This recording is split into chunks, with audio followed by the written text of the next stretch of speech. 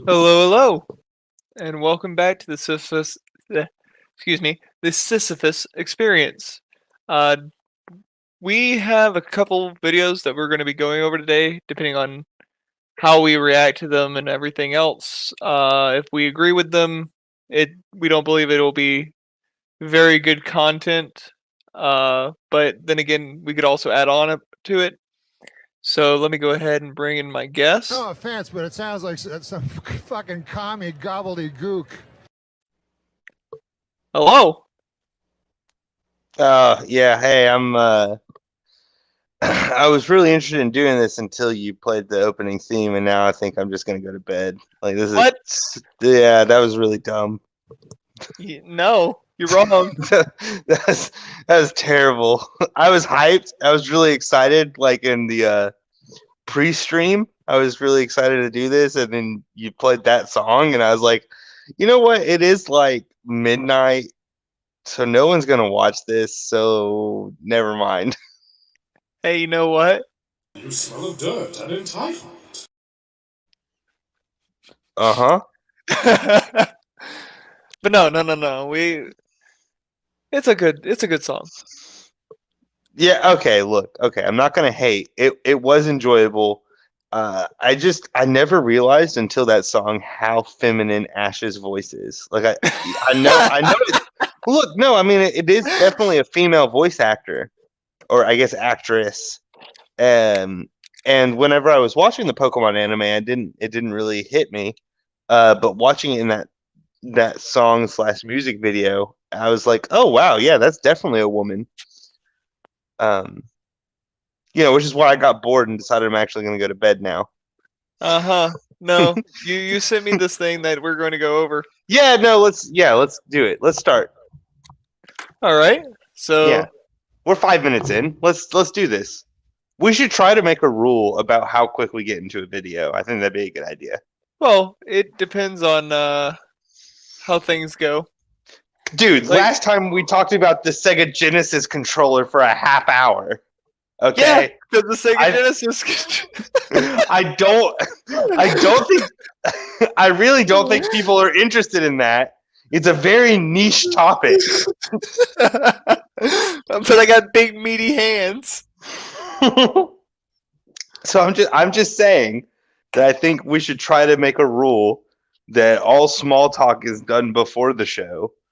And I don't mean all small talk. I just mean like, I think for the sake of the viewer, it's best if we get into the video we're covering quicker. Well, not 30 minutes in. Maybe there's somewhere in the middle we can meet.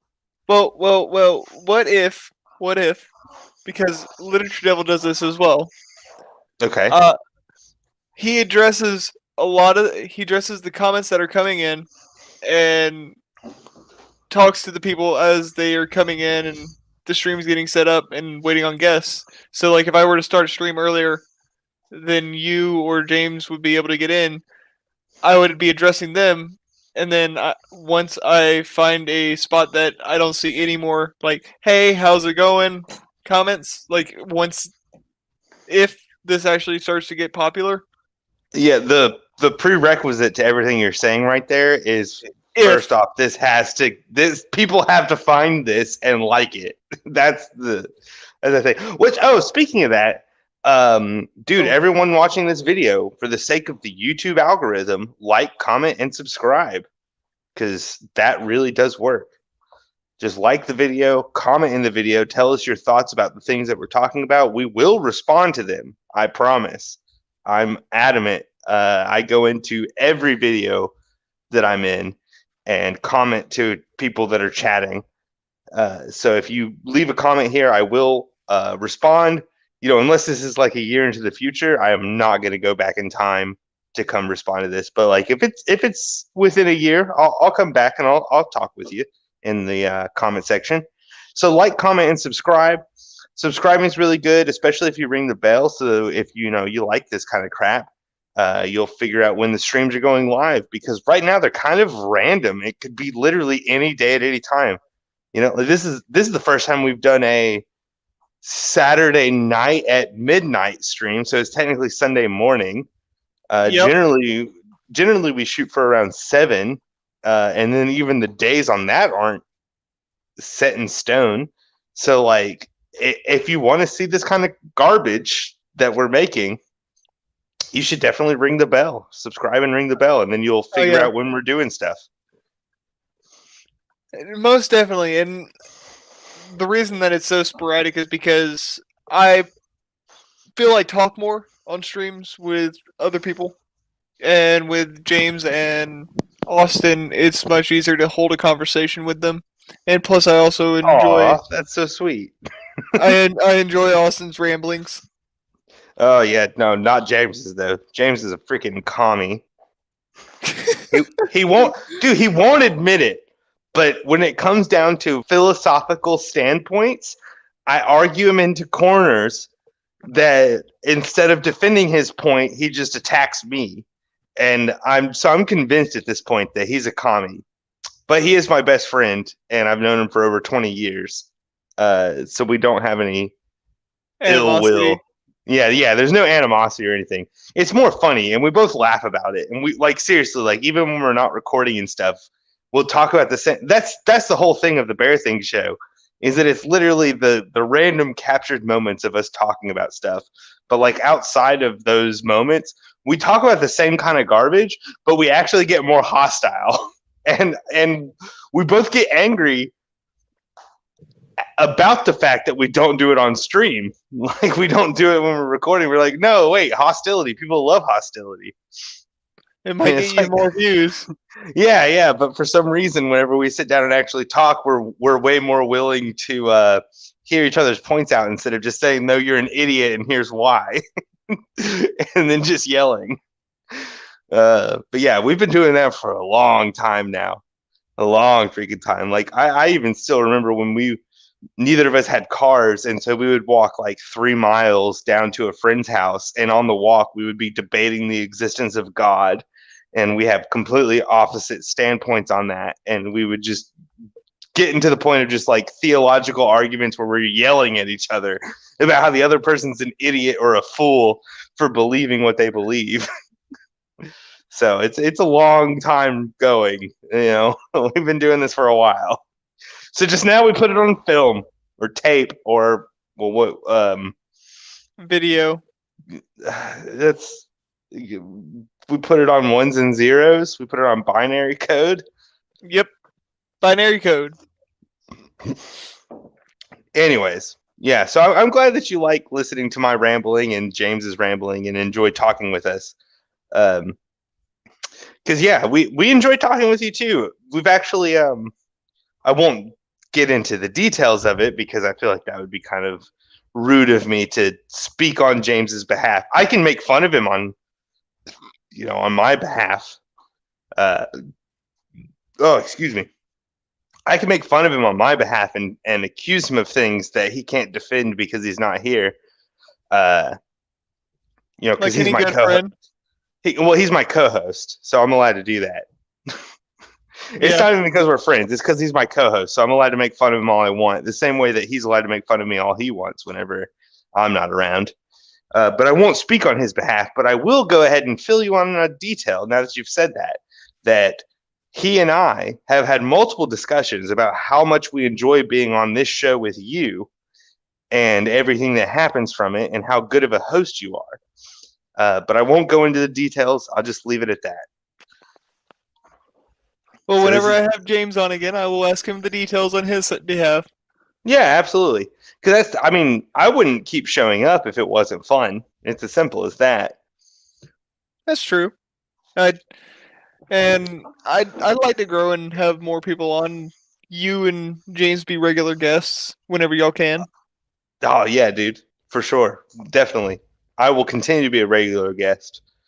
I mean, I've successfully usurped the co-host spot. You have. At this point, you pretty much are the co-host. I will attempt to continue this tradition as long as I am able. But with all that being said, let us get into the video. Yeah, let's get into this. I mean, we have plenty of time. We do. But yeah, This may turn into an Adam and Sitch kind of thing where it's like 12 hours. no, not this season. No, because unlike these crazy people that make super long streams, I am adamant about sleeping. So I like sleeping. But the one thing is, I do think that we should work out what the because now we're going on what, like 13 minutes or something. Yeah. We should work on here's how long we can preamble before the video starts. I think that'd be good for the future. Find a happy medium somewhere between 30 minutes and 5 minutes. So 15. Yeah, I guess for this video, yeah, about 15. It depends on what's been going on and catching up and things. And that's absolutely true. And there's nothing wrong with that. I mean, I do the same thing in my videos when I'm talking with James. But I found the only reason I even say that there should probably be some sort of time frame is because I found through the analytics that the videos. So the first video of every set essentially is that half hour of us catching back up and being like, hey, now that we're sitting down and actually talking, here's what's been going on. And then we get into the subject. But it takes us a half hour or an hour to even finish catching up to get into what we're actually talking about. And when we get into the videos where we're actually talking about our subjects, those get more views than James and I catching up. But I think in the long run, those videos will have a lot of views as well as people start to like us as individuals. So they'll be more interested in what our random chit chats versus us actually talking about a subject. Yeah, and I think that'll be the same for this. But I think right now it'll be good to just get straight into let's cover these subjects to get more people interested, because it's us taking care of these subjects. And then as time goes on, there can be more preamble because people will be more interested in who you and I are. That's reasonable. So let's go ahead and start the video. Yay! So wait, what are we talking about? Spider-Man 2. Oh, yeah, okay. This is the video I sent you. Yeah, this is gonna be good. Okay, so I've seen this video twice. So now we're actually talking about the video. I've seen this video twice, and I have no disagreements with it. So this is gonna be very interesting for me to have you watch it. I have no disagreements. Yeah, exactly. To see if you have any. And he definitely, using an objective spectrum, tells us how Spider-Man 2 is actually really bad, and it's objectively bad.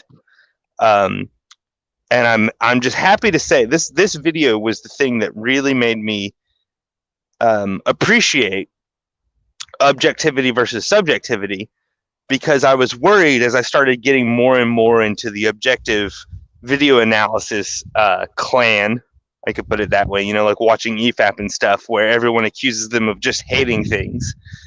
And I was worried that I might be getting to the point that it's like, oh, you're not even able to enjoy anything and you're becoming a contrarian.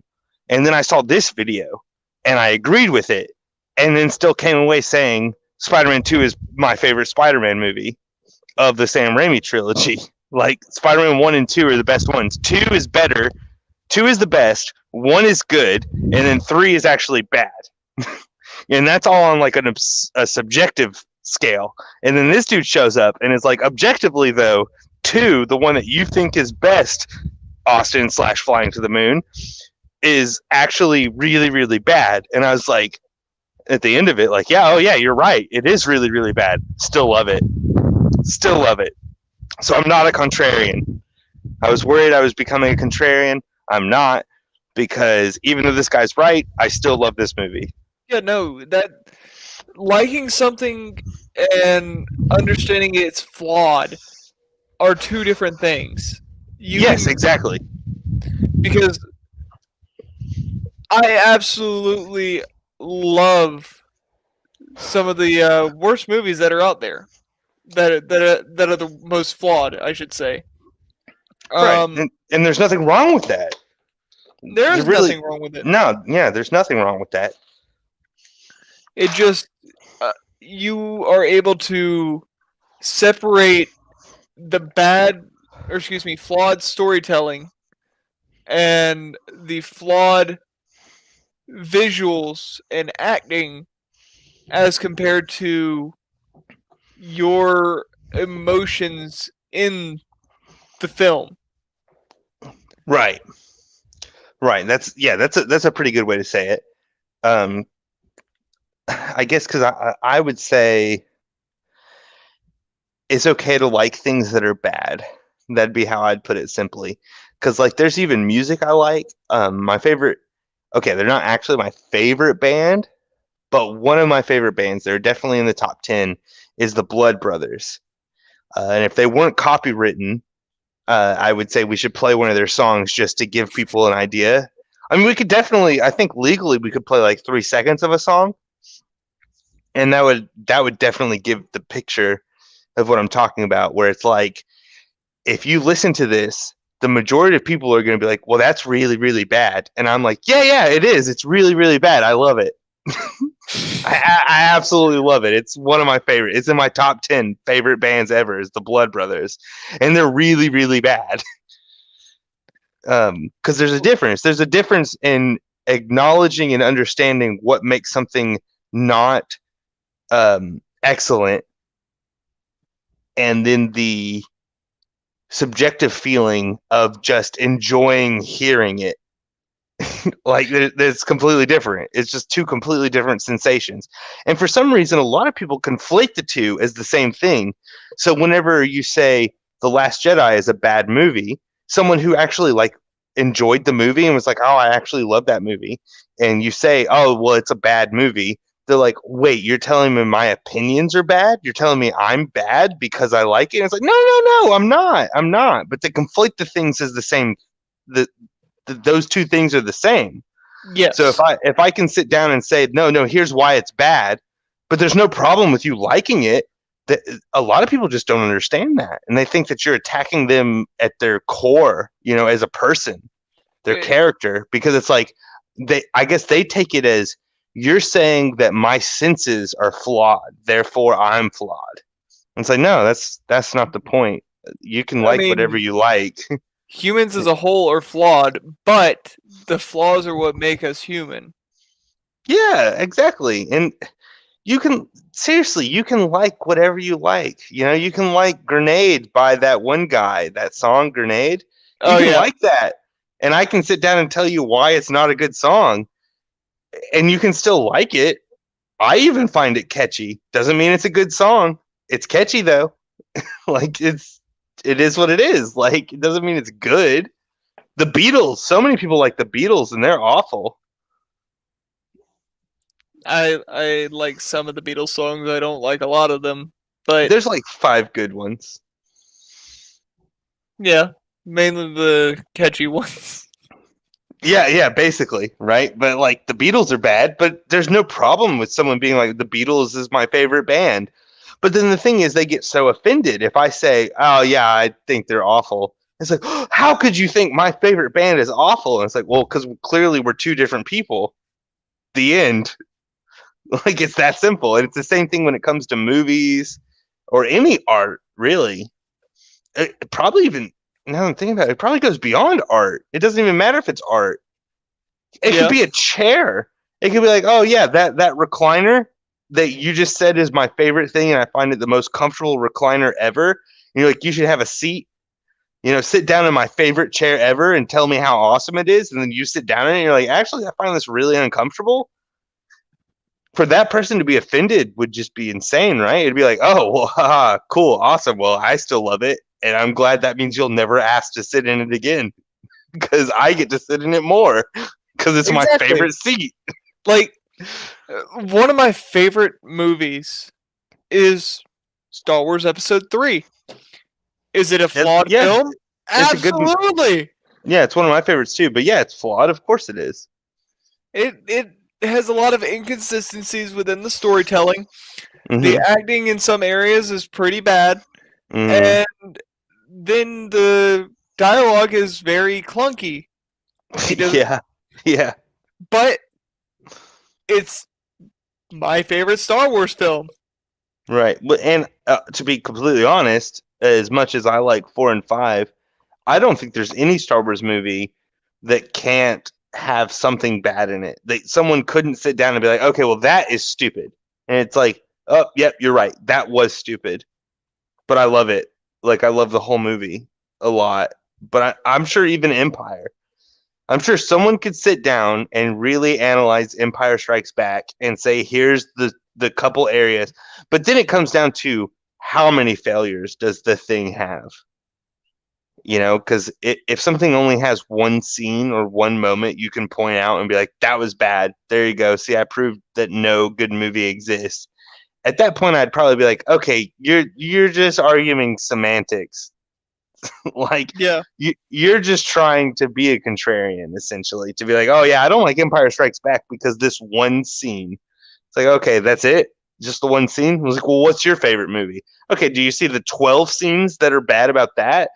And then, you know, if they're like, no, it's still great and I love it. It's like, okay, well, you can see why I love this movie that has one bad scene, right? Like, there's no reason for us to do this.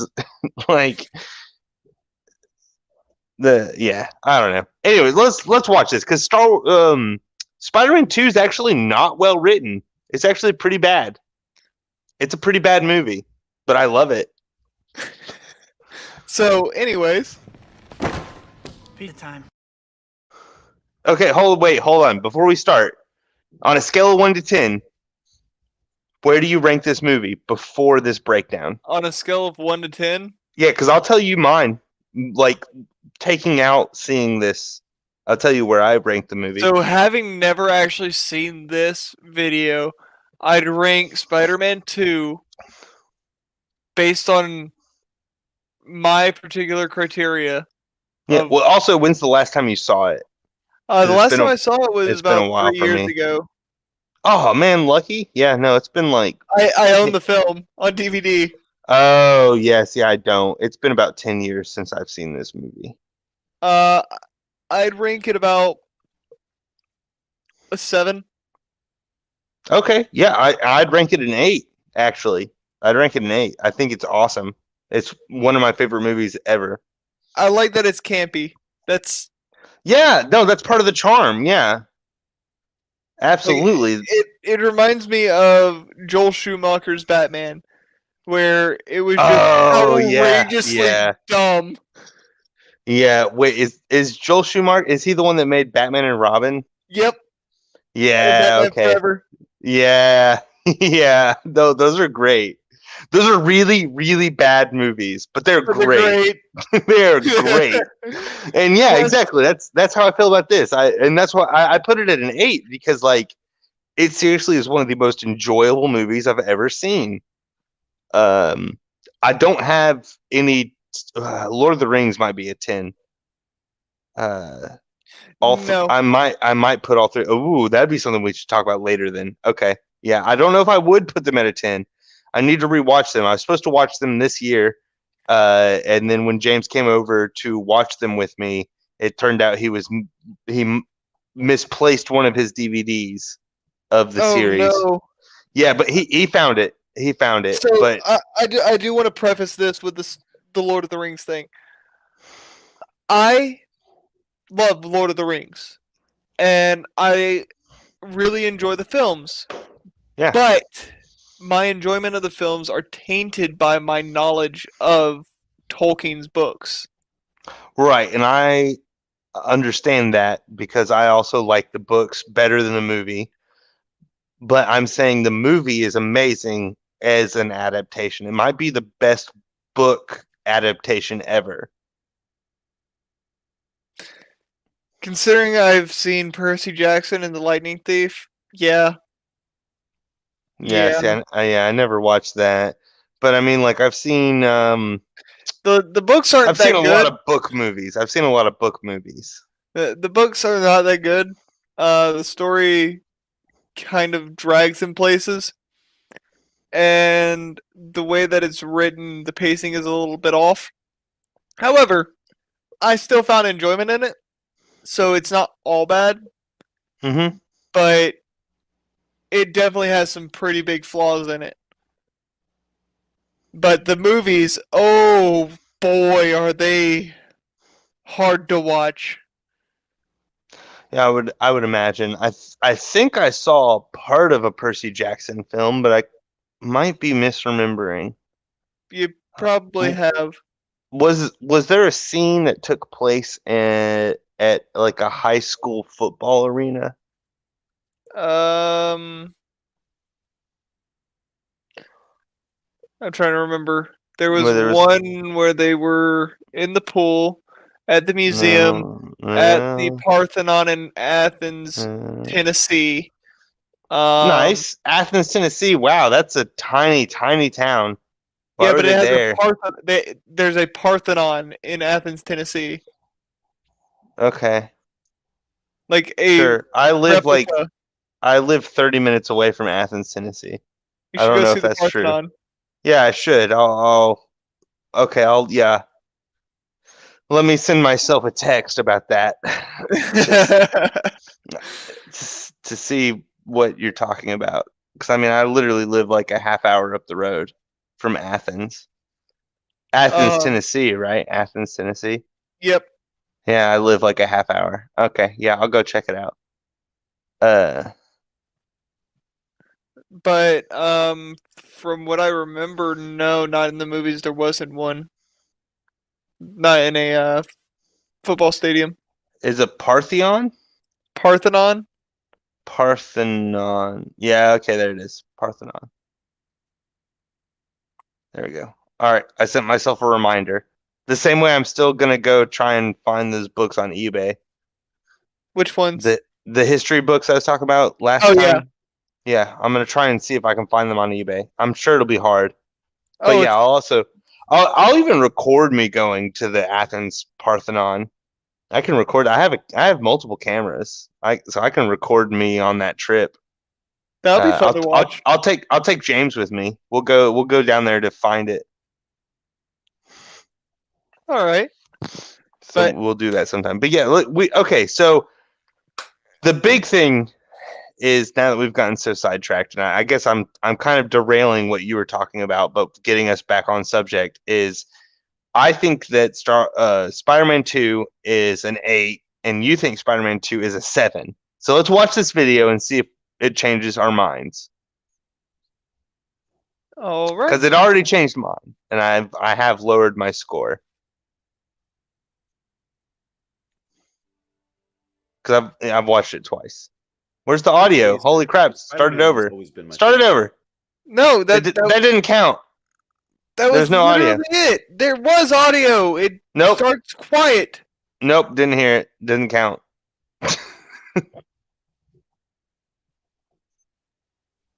Oh, you're right. Okay. Call me basic, but Spider-Man has always been my favorite superhero. From his unique powers, Dude, me to his too. iconic costume, to his sense of humor, even in the face. Yes. My favorite superhero, in all honesty, Mm-hmm. Red Tornado. I don't even know who that is. He's also tied with the Question. I think I know who. No, wait. I'm thinking of the Spot guy. Which one? And he was a villain. This guy who could throw holes that were like dimensional portals. The Spot. Oh, yeah. Yeah, I know who Yeah. you're talking about. I can't remember. His Yeah, name right now. I'm pretty sure it's the Spot. I could be wrong though, because like I don't really know that much. Is Red Tornado DC? Are you talking DC Yes. right now? Yeah. Okay. See, yeah, I don't know. I don't. Marvel. Marvel really hit me. DC didn't, except for Batman. Because like, who doesn't actually like Batman? Even if you're not a Batman fan, you have to like Batman because it's Batman. So real quick, somebody pointed this out to me long ago. DC characters are made to be looked up to. Marvel characters are made to be related to. Absolutely. I think that makes perfect sense. Yeah, that really lines up with I think the philosophy of both of the comic industries. Yeah, it's a sad thing to see them fall and be outsold by manga, but that's how the world goes at this point. That's what happens when you go woke. is that we all relate to the only industry making comics that hasn't. That's why my hero is outselling Western superhero books because it's Yep, a superhero story. because Japan is still holding true to the freaking hero's journey. They haven't broken tradition. It's still like it's the most repetitive thing ever in storytelling, and every single manga is the same.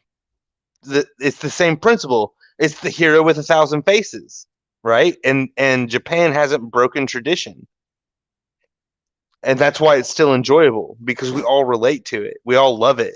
But America is like, no, no, no. We got to rewrite history. Essentially, we're gonna Zeus as the heroes. we're gonna take this tradition that's ancient of passing on stories of heroes to the next generation, and we're gonna just scrap all history. Like every single story ever told, we're scrapping it, and we're making our brand new version of it. And we all naturally, I guess not all, not we all, but the some of us, the majority of us, the market definitely is a telltale sign, right? So the market looks at it and says, wait, this isn't relatable. This isn't enjoyable. This isn't a fun story. And then we've migrated over to Eastern stories because the Eastern stories are starting to replicate the Western stories that we fell in love with. Exactly. Yeah. And there's still a demand for good stories and good comics. It's just we can't get them in the West unless we go to Japan. Yeah, we have to look to the East now, which is crazy. That's crazy to me to think that to get good Western culture, you have to look to the East. But still, even in all the Eastern media, there is bias that's related to their philosophy for their culture. Yeah, yeah. There's a few lessons that a lot of anime and manga teach you that I'm like, that's wrong. That lesson's actually wrong. The biggest one being the nail that sticks up the most gets hammered down. Or yeah, the nail that sticks up gets hammered down. That's an Eastern philosophy, and it's essentially saying that you shouldn't be against the system. And I stand against that. And then now, though, in the West, I'm seeing that same sort of philosophy. And I'm seeing that philosophy broken a lot in Eastern stuff. Oh, Because really? One of the Because big that's one an big old story. saying. That's an old Eastern saying. One big story just had their protagonist go against the system because the system was trying to frame frame him, and he thought, okay, so I'm going to go against this and still try and achieve the goal that I'm trying to get to, but you're just going to hinder me if I try and get to the goal that I need to. A protagonist going against the established structure of the world is definitely a fundamental Western ideology kind of character. So that's cool. That's definitely cool to hear. I won't spoil what series that is, but it's one that you do enjoy. Okay. That's still ongoing. So, but on another note, let's continue. He likes Spider-Man. Spider-Man is the most popular superhero next to Superman. Face of Danger. What's not to like about him? The character is a beloved staple of pop culture for a reason. And I can't help but, alright, let's be real. You're not here for a detailed history of my connection with this character. You're here for the hot take. The power of the sun in the palm of my hand. You saw that title and thumbnail and have probably already made up your mind and hit the dislike button. Yet there's this morbid curiosity that's keeping you from turning this garbage off. Because it's not every day that you see someone go against a very popular opinion that Spider-Man 2 is not only better than the first, and thus a top contender for the best Spider-Man movie, but also one of the best superhero movies ever made. Surely, only someone who's completely insane or is some sort of contrarian would challenge that widespread perception. Right? My memories of the movie were fond enough for me to list it as my second favorite comic book movie fairly recently on my Twitter, but I hadn't rewatched it in a while, and I wanted to see whether it really was on the same level of quality, writing-wise, as Into the Spider-Verse. Okay, Oh, boy loves Into the Spider-Verse. Again, Into the Spider-Verse did a lot for Miles' character. We were talking about this earlier. But thing is, you have to remember, we don't call Miles Spider-Man. Now, I have a video that Oh, what? explains Okay, this. yeah, sure. We call Miles by his name. Yeah, sure. He's Spider-Man, though. He's not. Yes, He's he is. He is Spider-Man. What are you talking about? If he was Spider-Man, we would call him Spider-Man, but we call him Miles. We call Peter Spider-Man. Like, whenever there's a movie that comes out, it's Spider-Man, and it's usually Peter Parker. But another thing is, with the Tom Holland one, he also isn't Spider-Man. He's Iron Boy. Literally just... There's a lot that goes on with the storytelling. And people who've read the comics and understand the characters know that there's something missing with the actor's portrayal or the storytelling in the script that makes it hard to connect that person to the character in the comic. I'm not here to argue Into the Spider-Verse with you, because I will definitely, if you want to, argue with you about how it is the best Spider-Man movie ever made. Because it is. It is literally the best Spider-Man movie. I'm not disagreeing with you on that. I don't know. There's just a lot of stuff that you're saying that I'm like, sure, people can feel that way. Doesn't mean that it's right. Like, saying that Miles is not Spider-Man, you can feel that way. Doesn't mean you're right. Miles Morales is Spider-Man in the universe that we're in the movie. He is Spider-Man of that universe. You're telling me a pig has more right to the name of Spider-Man than Miles Morales? That's Spider-Pig. Mm-hmm. He's not Spider-Man. Mm-hmm. See, and that, yep, exactly. We can argue about this some other time. All right. Because I think that you're just completely wrong now. Man, like, absolutely wrong. Okay, so there's something I just noticed. Why on earth is the background still Obi-Wan? We're not talking about Star Wars. And then why is the thumbnail for the video still the dude pushing the boulder up the hill? Because it was said as that earlier? Because neither of those are related to what we're doing today. The thumbnail's ruined. You ruined it, You ruined it, Cyrek. It's over. It's done. This stream's a fail. This is a huge failure. We'll see how it goes. Okay, look, but I'm not going to argue with you about Spider-Verse right now. I'll argue with you about Spider-Man 2. All right. Let's argue the about rest of the Spider-Man same 2. the rest of the Sam Raimi trilogy. Trilogy. We don't talk about it. We don't talk about the rest of it. There's only Spider-Man 1 and 2. Yeah, that's right. There is only 1 and 2. There was never a trequel. And we always wish that there was, because Sam Raimi, if he made a third movie, would be amazing. I'm sure it would be great. Especially if he didn't have to have the production company, Absolutely. He would, if unchallenged, he probably could have made a great third movie. Too bad he never made a third movie. Although, you look at George Lucas, and George Lucas wasn't challenged for the prequel trilogy, and that really wasn't that good. 4 and 5 were definitely better when he was challenged. It kind of comes down to the it's a philosophy that actually one of my favorite artists of all time, Jack White, from the White Stripes, who's now gone on to make his own, I guess technically solo project. It's not solo though. He has like a full band and gets other people constantly to come play on it. I think he's only got 3 albums though, 3 or 4. But Jack White, in a lot of interviews, he said the only reason the White Stripes were successful was because of the limitations.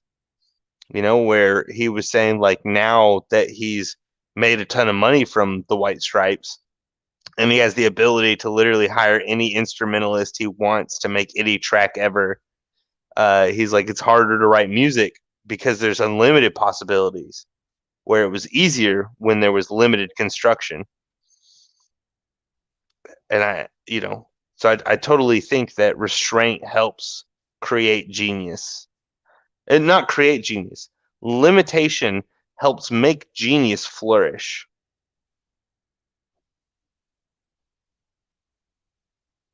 Okay. I see where you're coming from with that. Yeah. If I only so I have a 2-track recorder. So I can literally only put 2 tracks, like I have a cassette tape and I have a thing that records the cassette tape, and I can only record the left speaker and the right speaker. So how am I going to utilize the left track and the right track to get the fullest ability out of everything I have available to me? There's a lot more going on there versus I can literally record onto a computer unlimited tracks and then compress it down into the 2 files that it takes to put it on a cassette. Right? Like that, there's a lot more challenge there, which makes genius have to work harder for something super creative to come out. I think that might be a better way to explain it.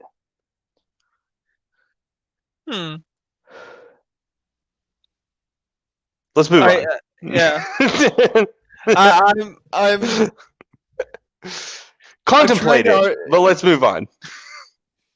So I sat down and rewatched it with fresh eyes, trying to set aside my nostalgic bias for it, and I have to be honest, I now notice a lot of issues with the characterization and plot that I didn't see before, and they really took me out of the movie. What? With this video, I will be making the case that the story of Spider-Man 2, when you give it more than a casual glance, does not hold up very well due to its foundation being built on numerous plot holes, contrivances, and inconsistencies that other stories have recently been criticized for, such as every film in the Star Wars sequel trilogy, The Dark Knight Rises, Jurassic World Fallen Kingdom, Game of Thrones Season 8, and The Last of Us Part 2. Now, if you love Spider-Man 2, as most people do, and haven't really I could say some things about Last of Us. Holes or internal consistency, and you'd prefer to remain... Oh, we'll stop it right there for a second. You should probably back it up like 10 seconds. Okay, so you have a lot to say about The Last of Us Part 2. So you understand what he's saying here, right? Is that we're going to use the same scrutiny that we use for all of these medias that are newer, because this video is actually pretty new. We're use that came out December of last year. Right, so we're going to use the same scrutiny we use to analyze these to go back and analyze a movie that's considered great. Yeah, and you can do that with a lot of them. Yeah, absolutely. So we're all on the same bar here. So this is gonna be interesting to, because we haven't gotten to any arguments yet. This is literally just set up.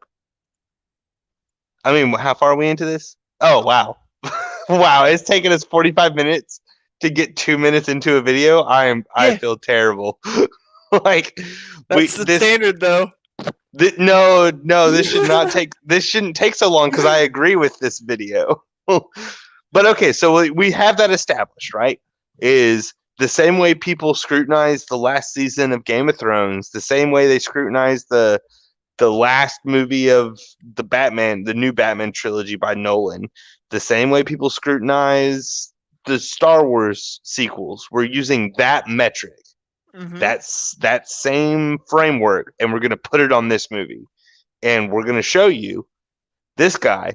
What was his name? Southpaw. Southpaw's going to show you how this movie's bad, and I actually agree with him. Like, he gives a really good argumentation for why this movie's not good. I still love it though, but that's all. I just wanted, now that he's stated that, I just wanted to make sure we're all on the same page here. Or to remain ignorant of them, that's perfectly fine. There is no shame in wanting to avoid looking at or hearing criticism directed at something that you enjoy and do not want tainted for you. And it's also fine if the lens through which I perceive media isn't compatible with yours. Well, hold on. Not through the lens of... I have something else to say. He just said it's fine to think to not want to watch something like this so it doesn't get tainted for you. I don't think having someone scrutinize something and tell you what's flawed with it should be considered tainting. I No, think that's an interesting qualifier that he had to make. That it makes you rack your brain about the media that you intake and makes you try and find the argumentation that you need to argue for your points about why something is the way that you view it. yeah, which is something that I'm bad at and that I'm working on, and the only way to get better is by practicing. But I don't understand why some people would have the mindset. It's something we kind of addressed earlier about how it was something I said where if someone comes to you and starts criticizing something you love, for some reason they take it as a personal attack. So this is a lesser form of that he's talking about here. That by him making a criticism and you hearing it of something you love, you as the person who loved it now have that taint. It's tainted. I can no longer love it the way I did before. This thing is tainted because someone has opened my eyes and showed me what's wrong with it. That's a really weird stance to have. Like, I love this movie. I absolutely love it. And I watched this video. The movie's not tainted. Why would I think the movie's tainted? I still love the movie. I'm now aware that there's a lot of problems with it, but that doesn't mean I can't love it. It's not tainted. That's no. So the way that people view something being tainted is if they cannot separate it from their reality. There are people that conflate fiction and reality, and you tainting something that they love, that they view as their own reality, kind of breaks them in a way. Okay. Yeah. Actually, the whole, like you said, your reality thing, the first thing I was going to say is something where it's like, this sentence actually reminds me a lot of something that would be said in The Matrix. This whole, like, I don't mean to taint your reality. And what you're saying, like, kind of lines up with my original thought that I don't know how to put quite into words, but where it's almost like, hey, you're in the Matrix. By the way, I'm going to tell you that you're in the Matrix. And then now you're upset because it's tainted. Because now you're thinking these thoughts that you didn't want to think. You're like, oh, is this a simulation? Oh, no. But I want it to be real. I just want to live my life and not have to think about this. And then this thing comes up. So it's like, it's the same thing. It's like, I'm watching this movie, but because someone's told me how that could be bad, when I see these scenes, I'm like, oh, wow, he pointed out the fact that thing is there. And now I can't just enjoy the movie. It's tainted. The movie's tainted. My reality has been shattered. So what you're describing Who cares? Who freaking cares? What you're describing is cognitive dissonance, meaning that Yes. you are having two or more modes of thought contradicting one another. Meaning Yes, your which ideas, beliefs, and the knowledge that you hold are contradicted by something that somebody is telling you. Yes, and I've had a lot of cognitive dissonance when it comes to MMT.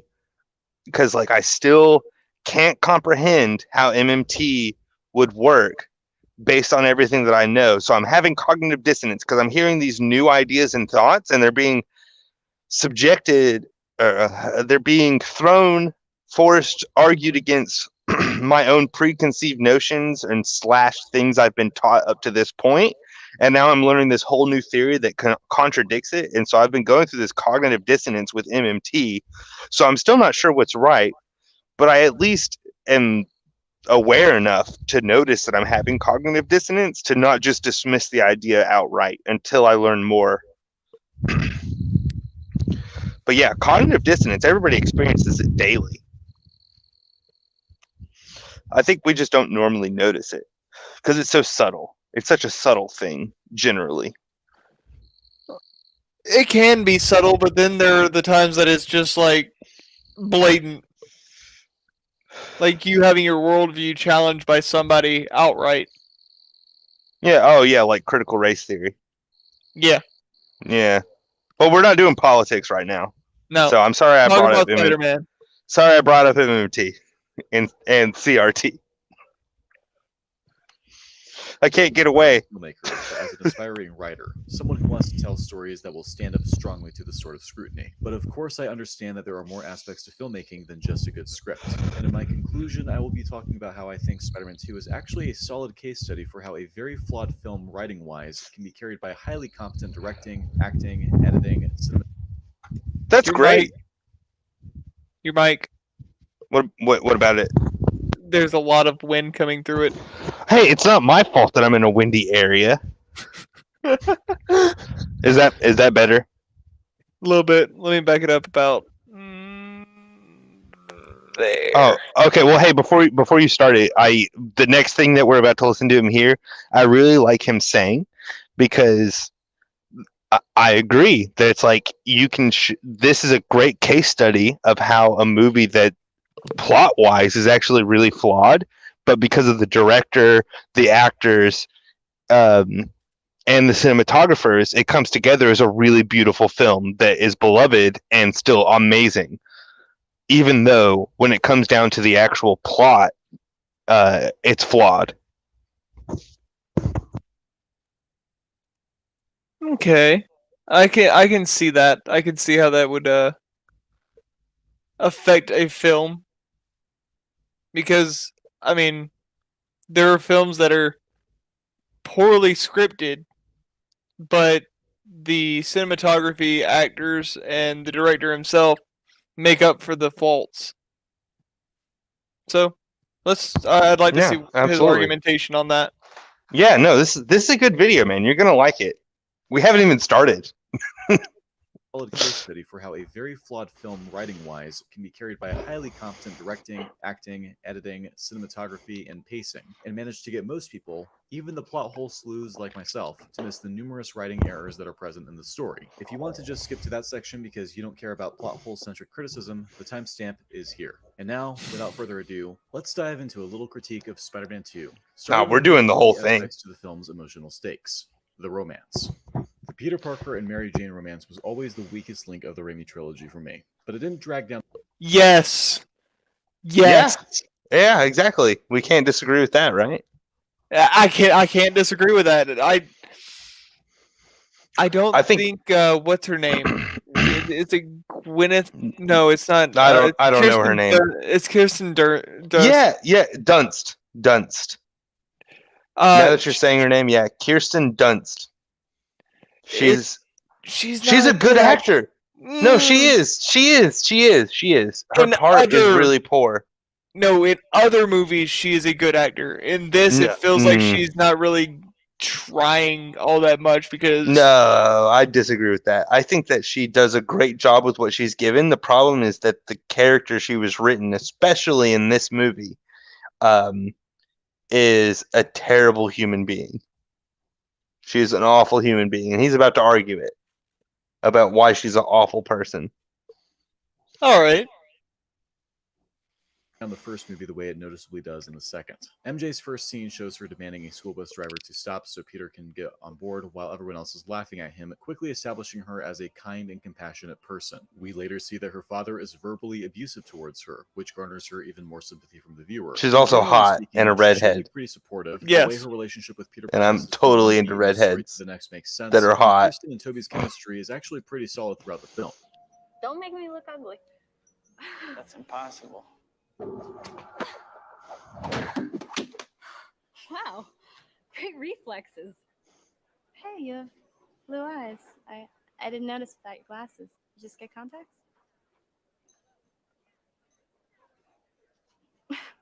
Tobey Maguire is also one of my favorite actors. I know there's a lot of jokes about him, but there's a lot of movies he's in that like I've watched purely because of him and that I've enjoyed because I like Tobey Maguire. I'm a big fan. Wasn't he in The Great Gatsby? Yeah, he was. He was in The Great Gatsby, which was not a good movie, but he was great. He was great. The movie was bad. Yeah, the movie was terrible, but he was awesome. I prefer the original Great Gatsby movie over this one. He was okay. I haven't seen the original. I've only seen the one with him in it. But he was also, I think, before The Great Gatsby, he was in a war movie where he unintentionally killed one of his squad mates and then went and was like basically one of the only survivors of his comrades, and then went home and had to readjust his life to live with the family members of the guy that he killed in order to live. And it was a very intense movie. I'll look the name of that up while we're watching this, because that was a really good movie that he was in. And he basically, I wouldn't say he was the villain, but he was definitely not a good person. And the movie took place around him. And I thought he did a great job in that. I need to watch this. Cool place. Really? Yeah. I cried like a baby when you played Cinderella. Peter, that was first grade. Well, even so. It's no surprise that this scene is so iconic. The romance between MJ and Peter just kind of works, which makes the moment that she tells Peter she loves him at the end believable. Of course, the events of the film end up informing Peter's decision to be nothing more than a friend to her, which allows the ending of that movie to remain impactful to this day. In Spider-Man 2, 2 years have passed since that moment, and MJ has not moved on from Peter at all, seeming to have forgotten what he said to her. I will always be your friend. Only your friend? That's all I have to give. I found the movie. And he tells Peter that Huh? I found the movie that I was talking about. What movie? Okay, so the Tobey Maguire movie. It's called Brothers, and here's the plot synopsis. Okay. Because you might enjoy it. I enjoyed this a lot. It's a really good movie. But I'll read the plot synopsis real quick, and maybe you'll check it out someday. So siblings Sam, which is Tobey Maguire, and Tom Cahill, which is Jake Gyllenhaal. So it's Tobey Maguire and Jake Gyllenhaal in a movie as brothers. So siblings Sam and Tommy are as far apart as brothers can be. While Sam serves his country as a Marine, Tommy is a drifter who just got out of prison. When Sam is shot down and presumed dead in Afghanistan, Tommy vows to take care of Sam's wife, Grace, which is Natalie Portman, and his children. Tommy and Grace become close, and when Sam unexpectedly returns home, the consequences of their actions threaten the foundation of the entire family. Okay, yeah, I need to watch that movie. Oh yeah, no, it's really good, and it turns out like the reason Toby got out of Afghanistan was because he betrayed his platoon and like got them essentially all killed in order to live, and so he's actually like guilted weight. So even when he gets home and like he finds that his wife and his brother are like not quite cheating on him, but essentially cheating on him because it turns out he's alive, you know what I mean? He's also still guilted by the fact that the only reason he lived was because he betrayed other people. So like there's a really interesting dynamic of like betrayal going on. It's a good movie. It's really good. Brothers, 2009. I will look into it and find it. Yeah, I now I want to rewatch it. I've only seen it once. No. James and I watched it together. Now we need to see this case against Mary Jane Watson. Yes, sorry to interrupt. she's clearly still into him in his first scene. She's waiting for you, pal. What do you mean? Where she looks at you, doesn't look at you. However you want to look at it. The first one-on-one exchange that Peter has with MJ shows her being very flirtatious with him, only for her to then tell him, I'm seeing somebody now. You mean like a boyfriend? Well, like, I like him. What? Nothing. That's good, companionship.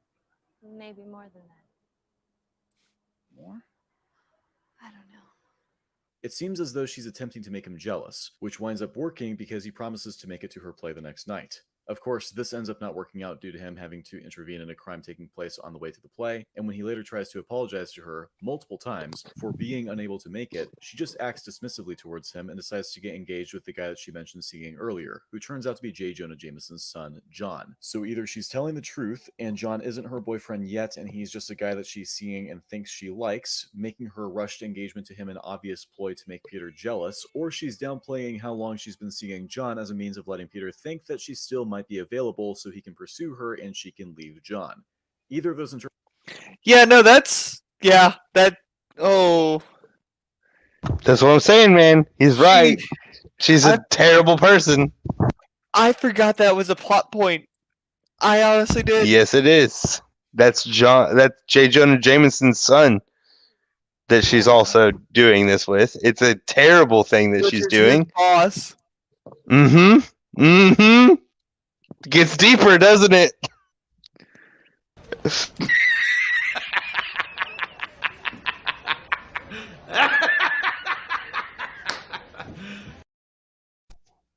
That actually didn't work.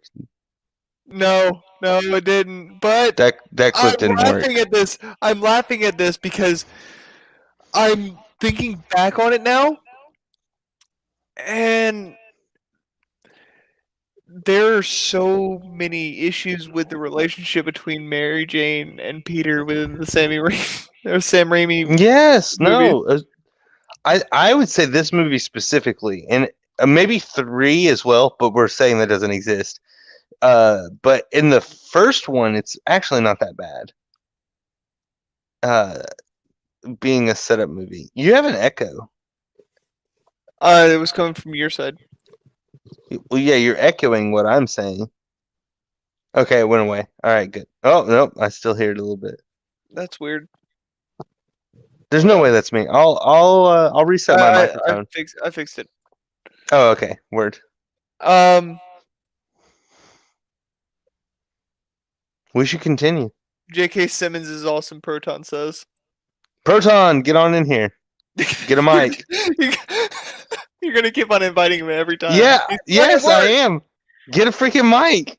Get in here. I can't believe that it's been almost a week.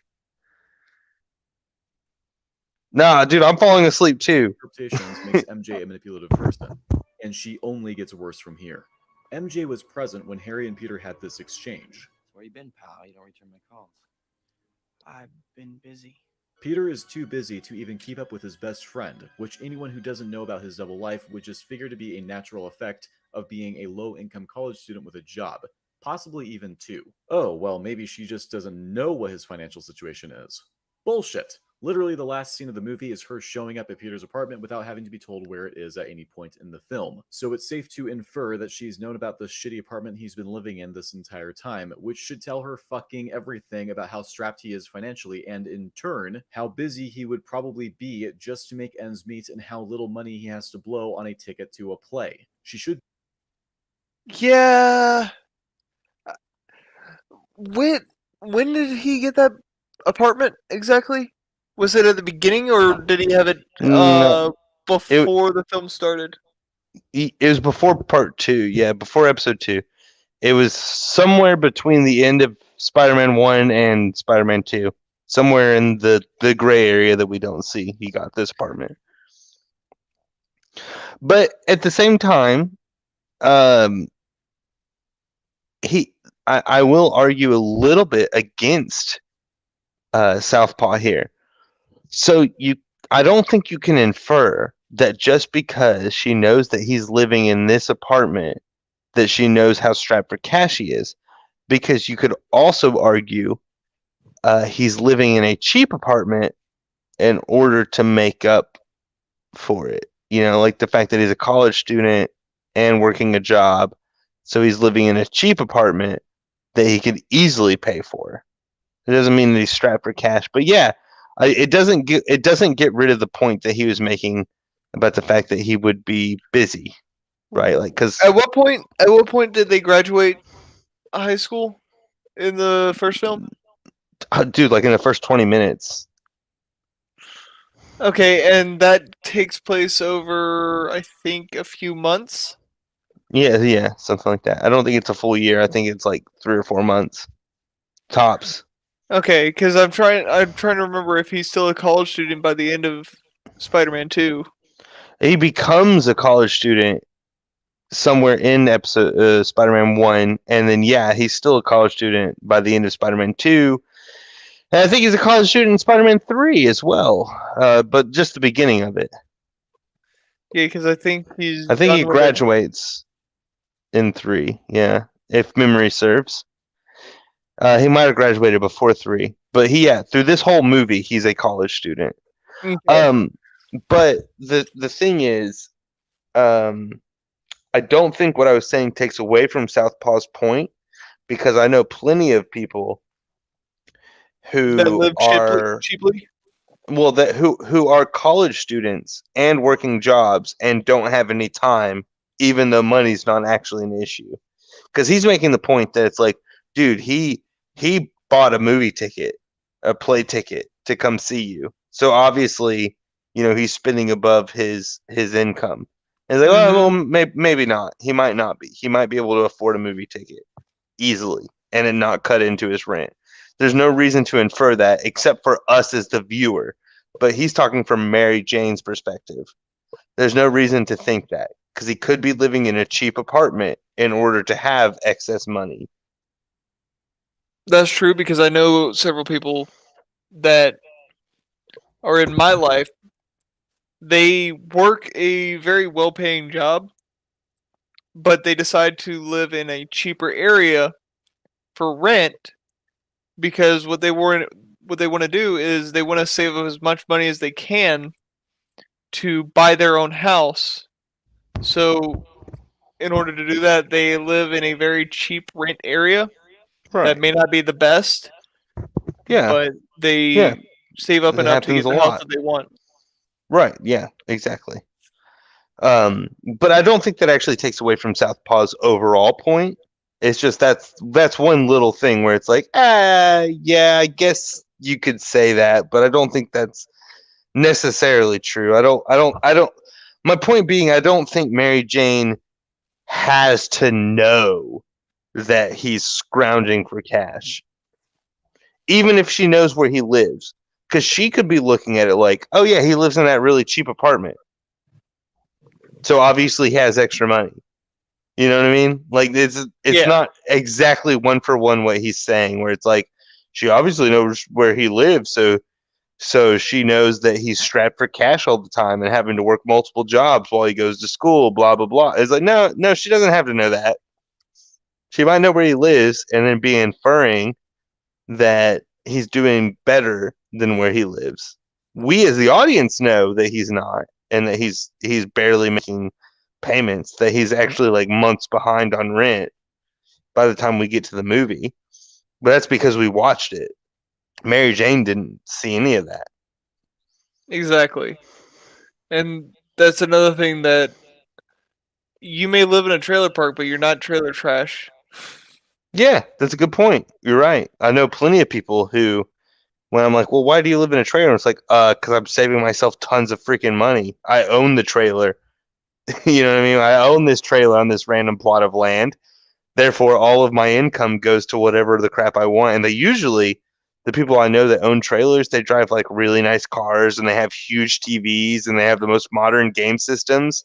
And it's, when I ask them how that's possible, it's like, because I'm not paying for rent or land. Like, I got it covered. Exactly. And Yeah. nowadays, a lot of the trailers look like actual houses. Yeah, if you expand them. No, not you even can if you definitely. expand them, you can buy them off the lots like that, because that's what my parents did. Oh, fair point. Yeah, fair point. To be aware of how busy he is. And Mary Jane's still terrible in this movie. And it just so happened that something came up the one time he did. But you would think that she would understand that that's just life. Shit happens. Any number of things could have stopped Peter from being able to come, but there's this idealized version of him that she's made up in her head that will always be able to make it when he makes a plan with her. And when the real Peter isn't able to live up to that unrealistic fantasy, she lashes out at him, despite knowing how full his plate is. To make matters worse, Peter would have had a totally valid excuse for not being able to make it to her play. A car literally wrecked his bike on the way there. Even leaving out the fact that he had to intervene in a crime, Peter would have had a very easy to prove excuse for not being able to make it. But he just doesn't, for no apparent reason. Mary Jane's treatment of Peter becomes even less reasonable when you remember the first movie ending with the implication that she had figured out that he is Spider-Man due to the way that he kisses. But if that's the case, then why is she... Yeah, that's a plot inconsistency.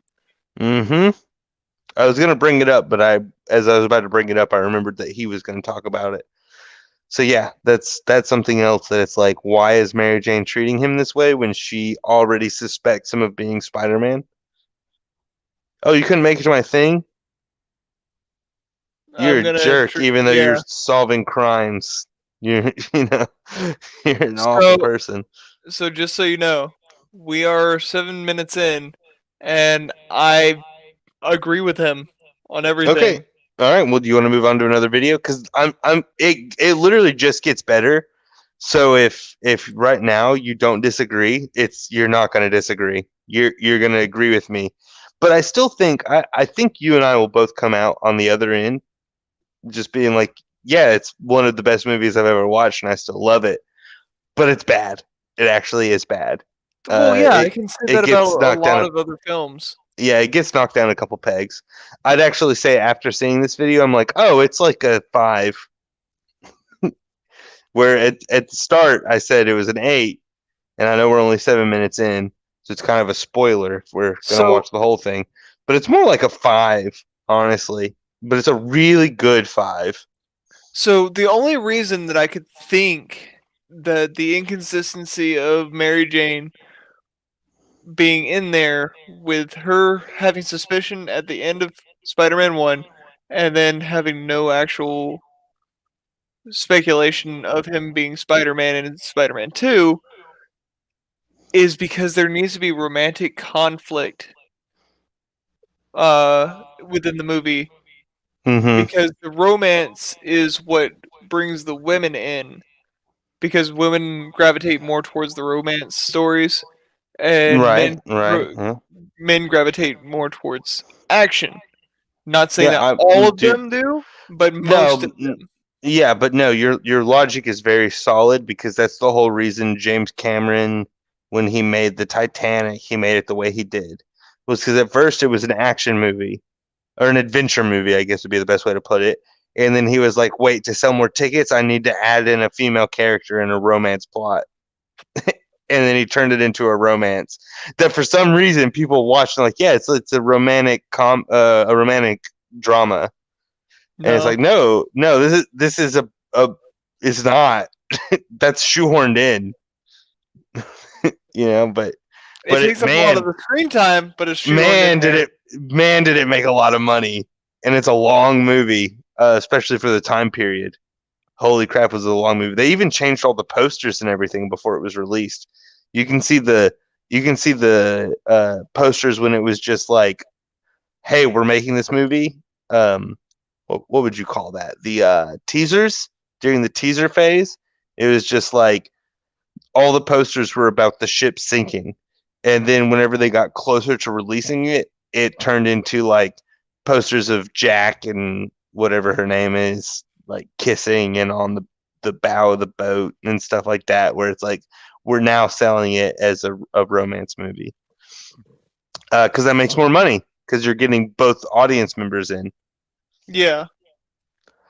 So I want to.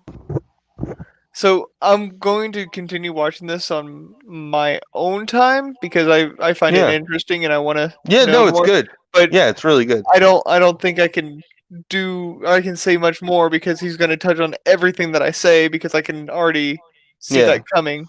Yeah, no, we've actually ran into this problem with a couple videos off screen. That either I send you or you send me, where it's like, yeah, it's a really solid video, but we can't watch it because I agree, But this stream was supposed to be a different stream. We were just, we're supposed to enjoy the stuff we're watching. That was this stream. Yeah. We're supposed to enjoy things. So let's enjoy something else. What do you have? You like cooking? You like eating? Yeah, absolutely. If you're gonna show a cooking video, then I want to show a cooking video. All right. Oh no, I'm already scared. Did you read the title? No, I haven't. Let's see. Hachiyami eating Hachama. tarantulas? Uh-huh. Tarantulas. Yep. I don't like this. This is why are you showing me? I thought we were watching videos we enjoy. I enjoy this. I feel like it's sadism that you enjoy this. Why do I enjoy this? Pokemon nerd, get on in here. You have a microphone? Come on, get on the stream. Watch this with me. Suffer this torture that I'm getting put through. So the reason I enjoy this is because I like to see what she can make, because she comes up with some of the weirdest things. That's not a good reason to like something. Yes, it is. It's a good. No. It's as good a reason as any other. This is gonna be how long is this video? 4 minutes. All right. Well, let's just plow through it. Okay. So the next, I'm not gonna say a word for the next 4 minutes, just so we can get through this. All right. I think you're gonna say something though. I'm gonna try not. I'm muting my mic. Oh, it's a VTuber? No, I don't want to watch this. What? I don't want. This is stupid. Why are we watching a VTuber? This is terrible. VTubers aren't bad. Can you mute it? I'll watch it if you mute it, since there's subtitles. All right. She's way too freaking loud. Because she likes to experiment with her food. Yeah, eat your bugs, live in your pod.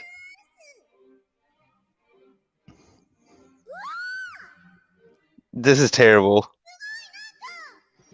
It looks like a fake spider. What is she even talking about? What looks like a fake spider? The spider looks like a fake spider. What spider? That spider. That spider. Oh, this is dumb. I don't like this.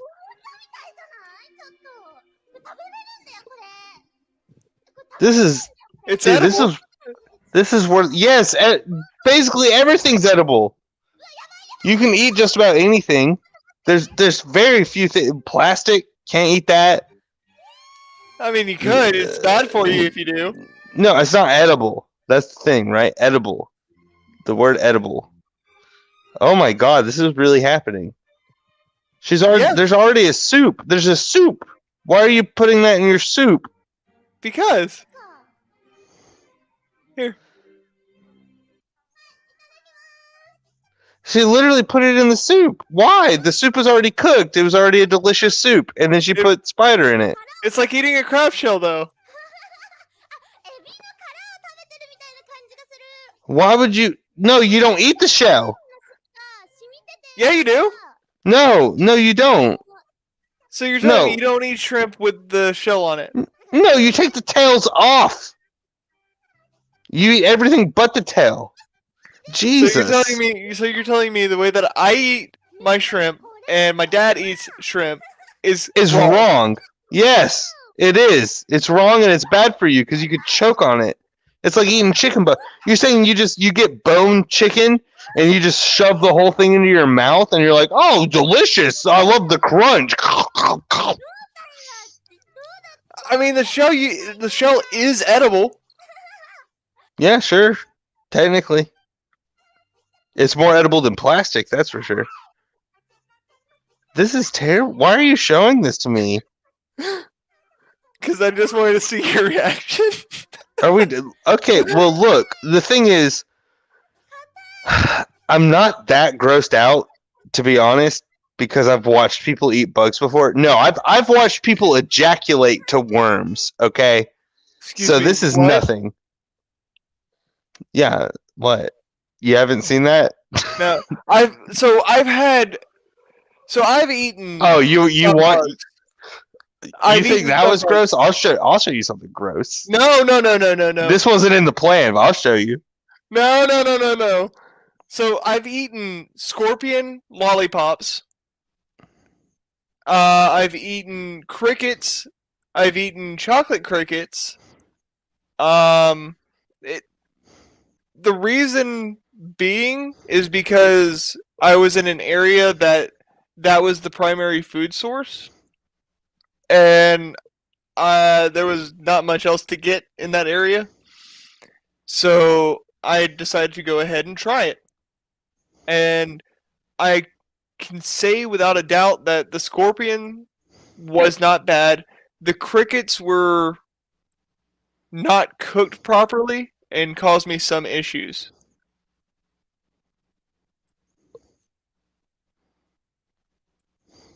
Are you still looking for something? I mean I am, but I heard what you said, but that's not shocking. I have no problems with eating bugs.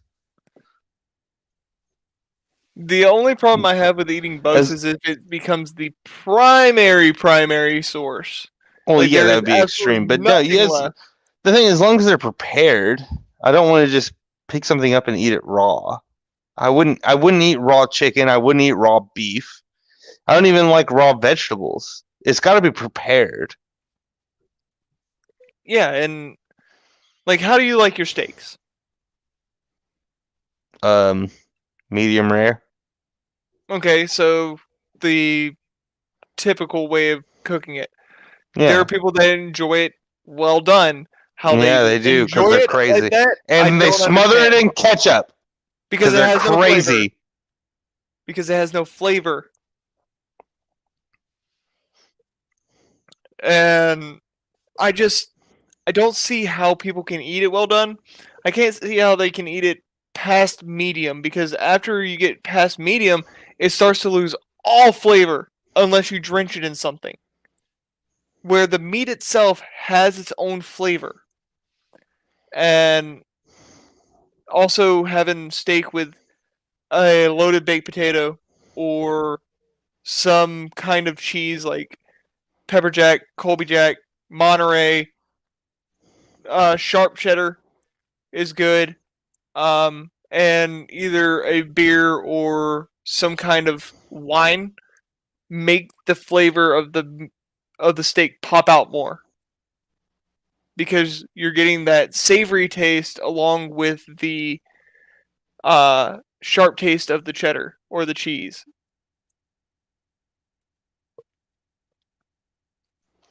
I found it.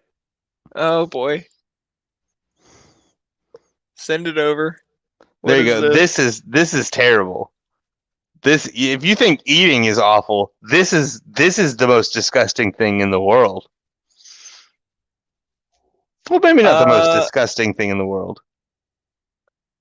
Hold on. Femicide. I think that's what it's called. Femicide. So there you go. You think eating bugs is Remake weird? affiliate. I don't think we can show this on Twitch. This is completely legal. This is a Vice magazine report. There are some things that cannot be shown on Twitch, and I think this is one of them. Are you chicken? Is that what I'm hearing?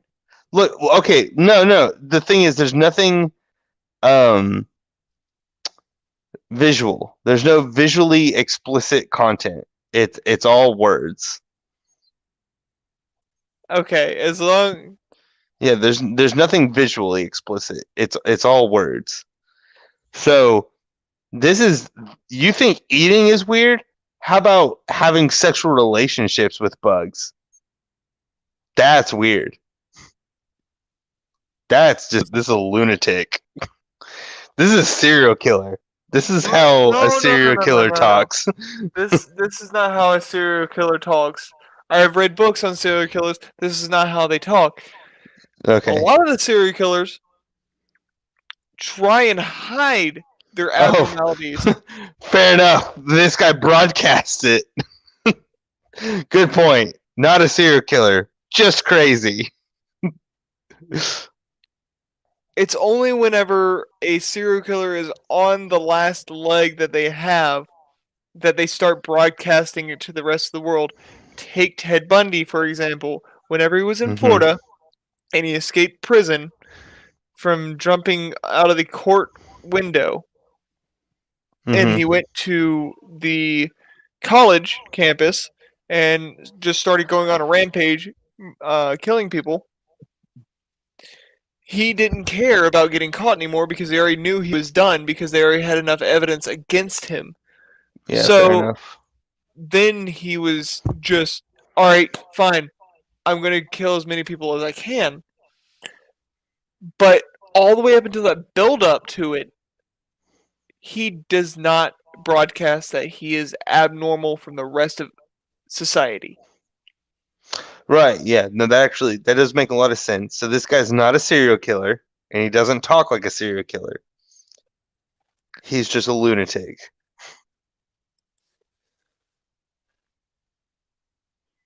That.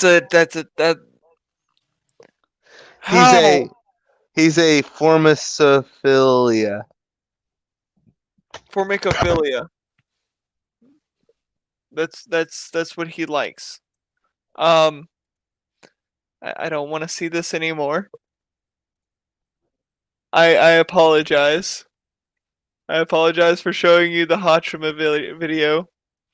I enjoy Hachima. And I just wanted to see your reaction to what she cooks. I did not expect you to rebuttal with that. Because, I am not one that will partake in watching Vice or many other things. But that was weird. So, I think I found another video that we can watch. If you've seen The Critical Drinker before. Because we're just going through and we are watching videos that we may enjoy, though, because we tortured one another with videos that neither one of us wanted to see. It's back down to watching actual stuff. So let me bring up this real quick.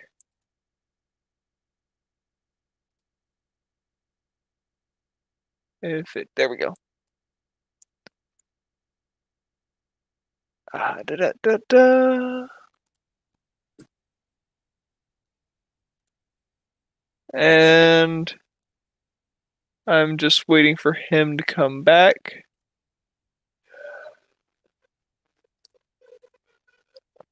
Let's see.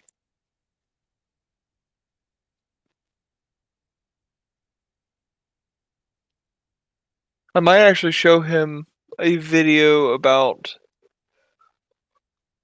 Miles Morales, but that honestly would probably be a better video for another time. So in the meantime,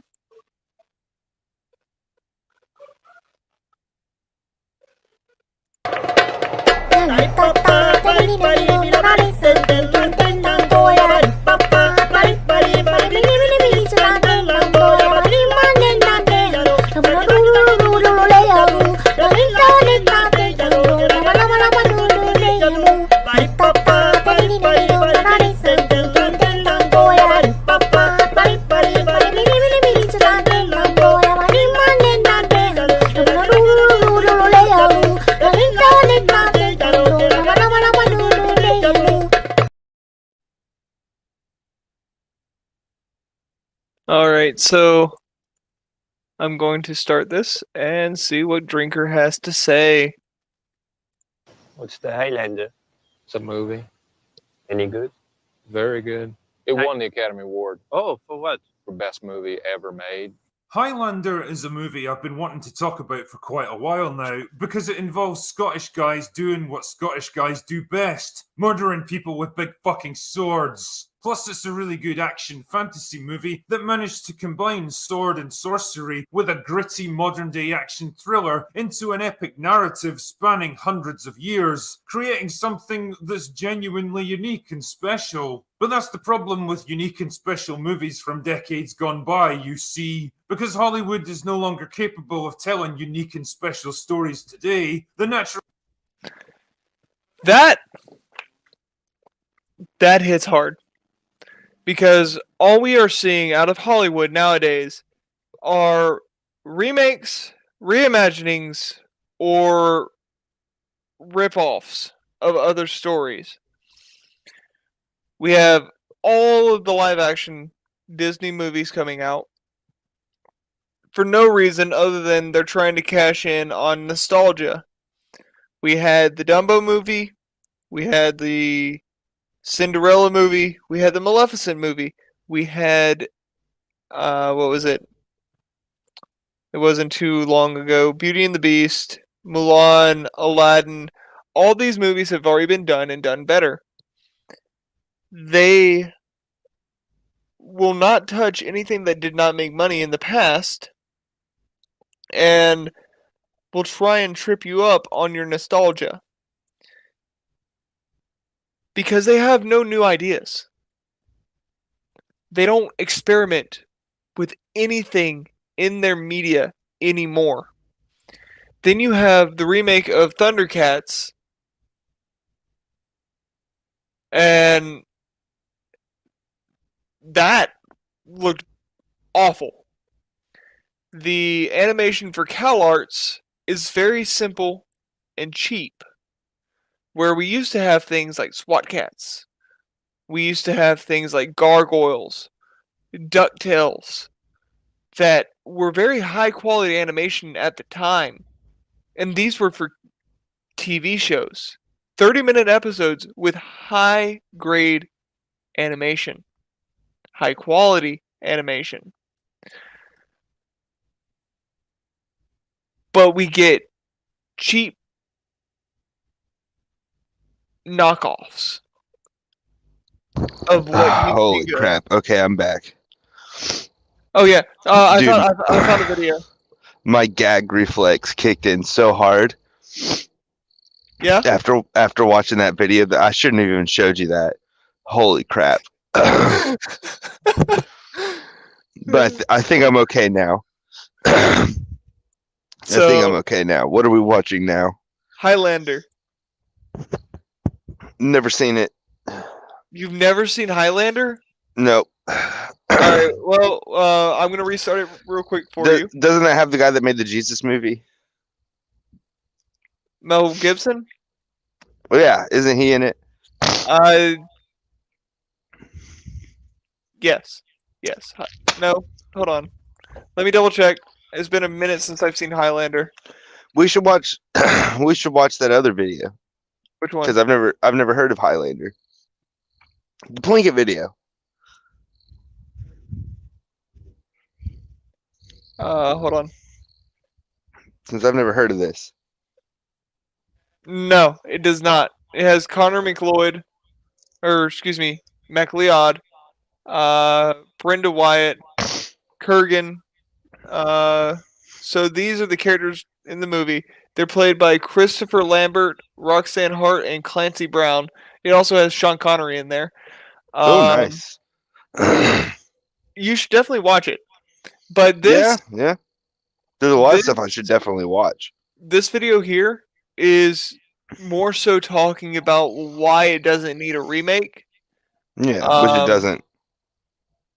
And I was going on a little spiel about how Hollywood doesn't do anything original anymore. That we have so many Disney remakes of classic movies that made a lot of money, and that they won't touch anything that didn't make a lot of money. Like they'll never touch Treasure Planet again.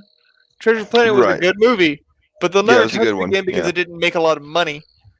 Yeah, but Treasure Planet, remember, that's just Treasure Island.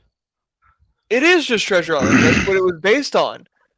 Yeah. And no, they but had the rights point to the movie at the time. Right. But the point I'm making is that the argument that we're making now. Oh, geez, come on. The argument we're making now is the same argument that's been made since at least the 90s, maybe even longer, which is that everything's just a sequel, right? Because back when, so you had a bunch of original movies, and all of a sudden it was like Terminator 2, RoboCop 2, this 2, and everyone was like, holy crap, do you have nothing original? You're just making sequels? Well, and then now we're so far past that they don't even have sequels in them anymore. They literally remake the same movie again. Like, at least before they were like, hey, we're going to do a continuation of the story. Well, the thing is, with Treasure Planet is an adaptation of Treasure Island, but with their own creative spin on it. That it's set in a distant future with all these alien species Yeah, Treasure And Planet was good. It was a good movie, and so is Treasure Island. They're both good. they are both good. They take certain Muppet Treasure characters. Island is the best of the three, but Treasure Planet is It's second been a best. long time since I've seen the Muppet. But Treasure Planet took the source material, changed it up, kept the same story beats and some of the same character names, but changed the personalities a little bit and made Sure. it something different. Yeah, sure. Yeah, still a remake. But it was Still the a same. remake done well. Yeah, but it's still the same problem we're seeing today. Even if a remake is done well, it's still a problem. Because why are you making the same movie again? Make something new. We already have it. But art is stagnated. We'll never have another Jason and the Argonauts. We'll never have another Odyssey. Yeah, and there's no problem with that. another That's Macbeth. fine. No, that's fine though, because we already have them. But also, we'll never have another Days of Thunder, which was a great racing film with Tom Okay. Cruise in it. Cool. Good. I'm glad. I'm glad we won't. We don't need another. We should stop doing remakes and make new stuff. We should come up with new films, with new books. There doesn't need to be remakes. Remakes are stupid. So, what was it that you wanted to see? The Plinkett, episode 1. Star Wars Episode 1. Yeah, just part 1. We'll just watch a little bit of that. We'll probably not get more than 7 minutes in. The same way with that last one. What was his name? Sean? No, that's not right. I don't remember exactly. Crap. The Spider-Man 2 guy. Southpaw. Yeah, Southpaw. We're probably not going to get too far into this. Just the same way with Southpaw. But who knows? This could be a pleasant surprise. Maybe you're blown away by this, since you've never seen it. This is like the most famous video essay of all time. I haven't seen it. It's only 10 minutes. We might be able to watch it. Who knows? Might be able to watch it all. Yeah. If Star Wars The Phantom Menace was the most disappointing thing since my son. I mean, how much more could you possibly fuck up the entire backstory to Star Wars? And while my son eventually hanged himself in the bathroom of the gas station, the unfortunate reality of the Star Wars prequels is that they'll be around forever. They will never go away. There could never be undone. You're someone who's under the age of like 20 who says his least favorite film in the series is The Empire Strikes Back because it was the most boringest one, then I suggest you shut this review off right now before I carefully explain how much of a fucking idiot you are. So where do I possibly start? Lisa hate you, Crunchy. Nothing in The Phantom Menace makes any sense at all. It comes off like a script written by an 8-year-old. It's like George Lucas finished the script in one draft, like he turned it in and they decided to go with it without anyone saying that it made no sense at all or was a stupid, incoherent mess. Man, that sounds like a lot of things that are being said about Last Jedi. Yeah, no, it is. I would say the one thing that he might be wrong about is I know for a fact that each of the sequels went through multiple drafts, but he did say specifically it's like Lucas wrote one draft, turned it in, and they said, "Yeah, we'll make a movie of that." And then it was redrafted essentially on the fly because each of the movies were. You can watch the behind the scenes, and there's some times where George is giving Hayden Christensen some direction for the scene, and he's like, "Yeah, we rewrote this scene last week." So it did go through multiple drafts. Yeah. But that's at least episode 2. I don't know episode 1. I assume it went through more than one draft, but he might be right that well, okay, to be more accurate, he says it comes across like they made one draft and turned it in, and the studio said go for it. Yeah, like the pod very racing. subjective. The pod racing didn't really have to have most of the screen time for the movie. We didn't have to be on It's considered the best Tatooine. part. It's considered the best part of the movie, though. is the Because pod all it race. is action. Yeah, it's just driving in a circle, essentially. You know, and then people make fun of NASCAR, and it's like, well, what you got from the pod racing, Mr. I love the pod racing scene of episode 1, that's NASCAR, and you don't understand NASCAR, and everybody that likes NASCAR watches it the same way that you liked the pod racing scene. But Yeah. NASCAR's boring. Yeah, NASCAR is definitely boring. But the pod racing scene, now that's golden movie. I don't know if you could hear the sarcasm in my voice. I enjoyed NASCAR, old NASCAR. I don't like the new NASCAR. Too many rules. No, and that's the same reason the NFL's starting to fail. Is the more rules you add, the more boring it gets. And so eventually, both are going to have to start taking rules away to get back to being entertaining. Like, there's a rule in NASCAR that you're not allowed to bump more than once, or I think they changed it to at all now. Because originally what you were doing was you were trying to move the back tires of your opponent to get them to brake a little bit, and that way you can get past them. But now it's no bumping at all.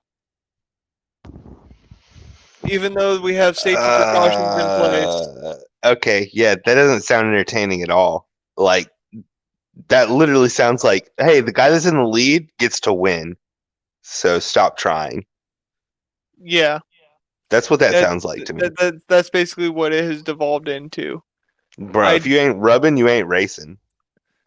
NASCAR has gone downhill since probably 2009, whenever they started implementing the new rules and the new cars that are in there. So I haven't watched it since 2009. Okay, yeah, I watched it live in 2011, I think. I went to a couple different races.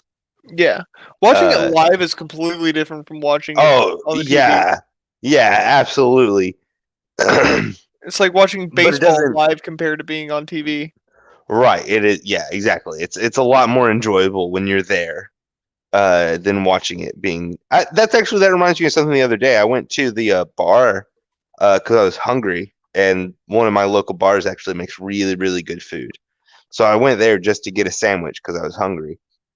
And they were showing some baseball. And I was watching the baseball getting played and everything while I was eating my sandwich. And I was like, you know, I'm actually starting to think we shouldn't broadcast sports. We should go back to that. If you want to see it, you have to be there. Otherwise, you get the newspaper reporting on it. You know, you get people talking about it. You know, like nowadays we have podcasts and radio and all that, and keep all that. That's fine. But like, if you want to see what happened, you got to be at the stadium, man.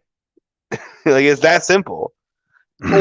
Or if you want to see it happen, you got to be at the stadium. But if you want to listen to what's happening, you listen to the radio. Right, and that's why I'm saying, like, don't take away the podcasts and stuff like that, because there's a lot of people who give post-action reports and stuff like that. And play-by-play. Keep all that. But if you want to see it, you got to be there. I think broadcasting was a terrible idea.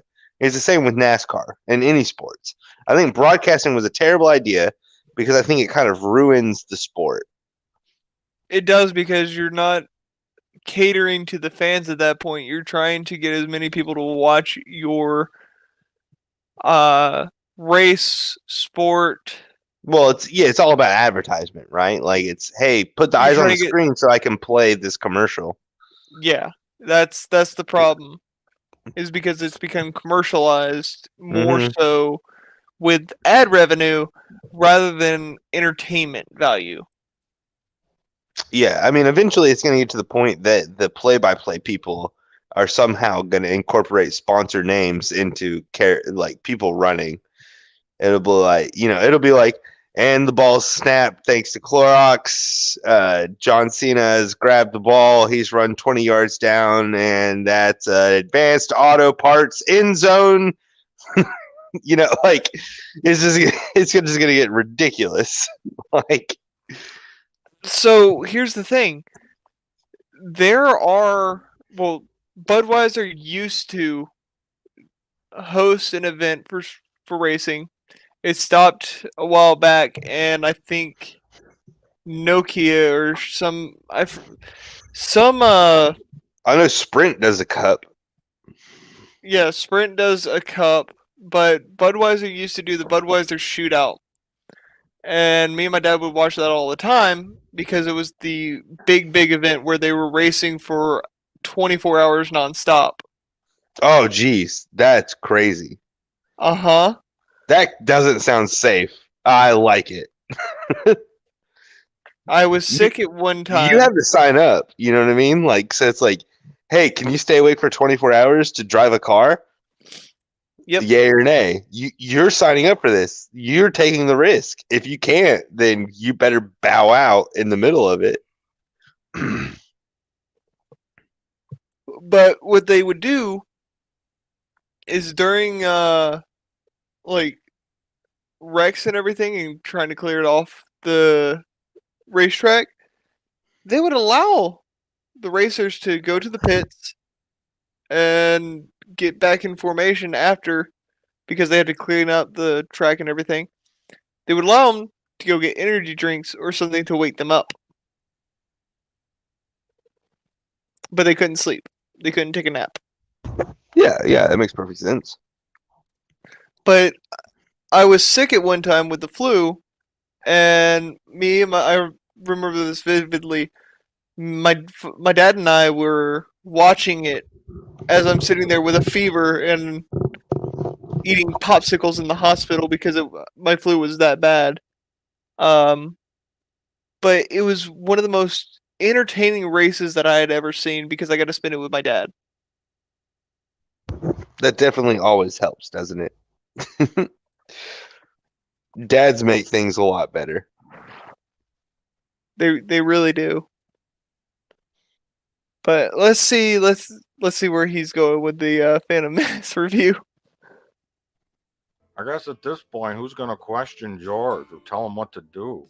I take it you say action after we roll camera. I'll say You don't. Sometimes I forget. People forget that. If I forget. What kind of question is that? So you're gonna say action after we start rolling on the camera, right? This man has been in the filmmaking business for decades, and you're gonna ask him that. Is he just nervous being around George Lucas? That could definitely be a thing, but also, it's like, okay, you're the director. How does this go? But yeah, I could definitely see that being like, I'm nervous because George Lucas is that famous. But I mean, George Lucas' response is pretty freaking like, dude, I mean, just whatever. Like, if I forget, just say it. Like, it's that simple. Like, if I don't say it, but I've already told you, because I'm assuming the guy he's talking to is like the assistant director or something like that, right? Where it's like, hey, we're both gonna be sitting by the camera, and we're gonna get all the actors in position, and they're gonna know what they're supposed to do. And then if I don't say action, you just go ahead and say action. Like, you're the assistant director. I'm gonna sit here and critique things. See, okay. I don't know. I don't really have anything to say about this whole situation. The only thing I do have to say is I think George should go back to his micromanaging stage, which is when he made Empire, right? So in episode 4, he made that as the director. But in episode 5, he hired a director and then was there on set every day micromanaging it. But he had a director, right? Yeah.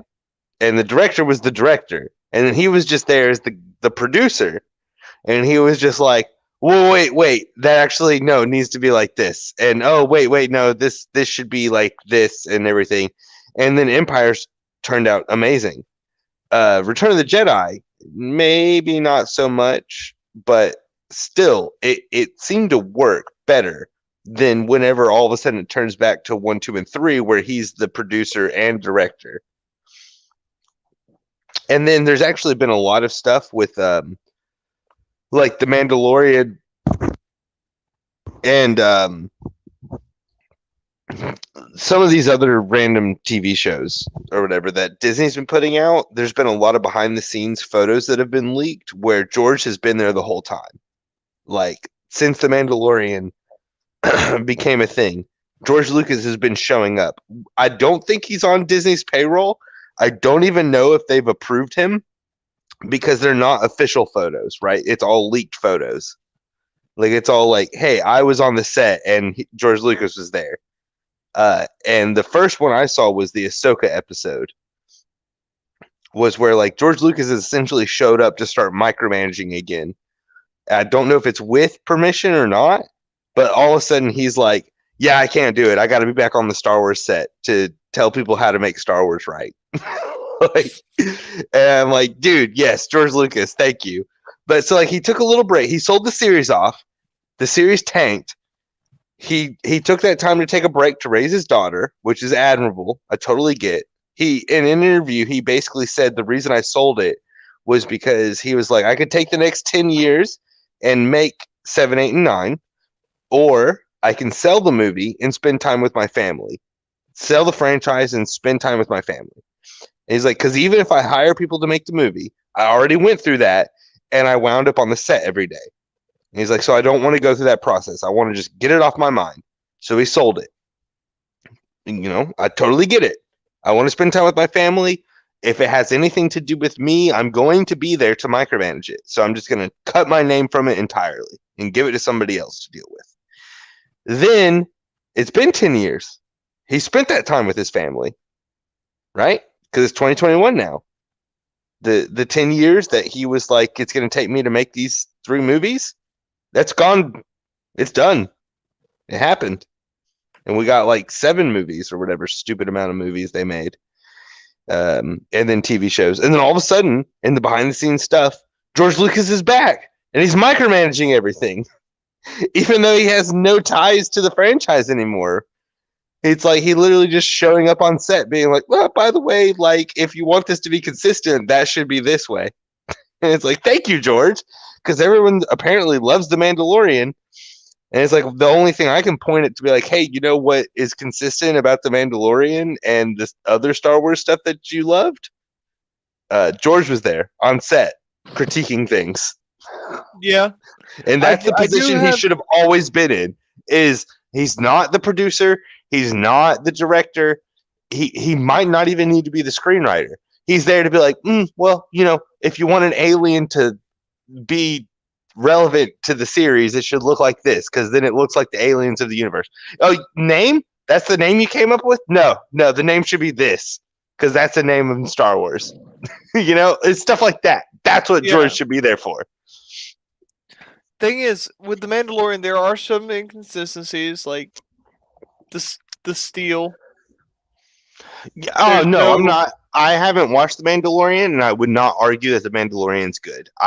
I think that The Mandalorian is probably trash because Disney made it. But since season 2, Ahsoka, I know George has been around.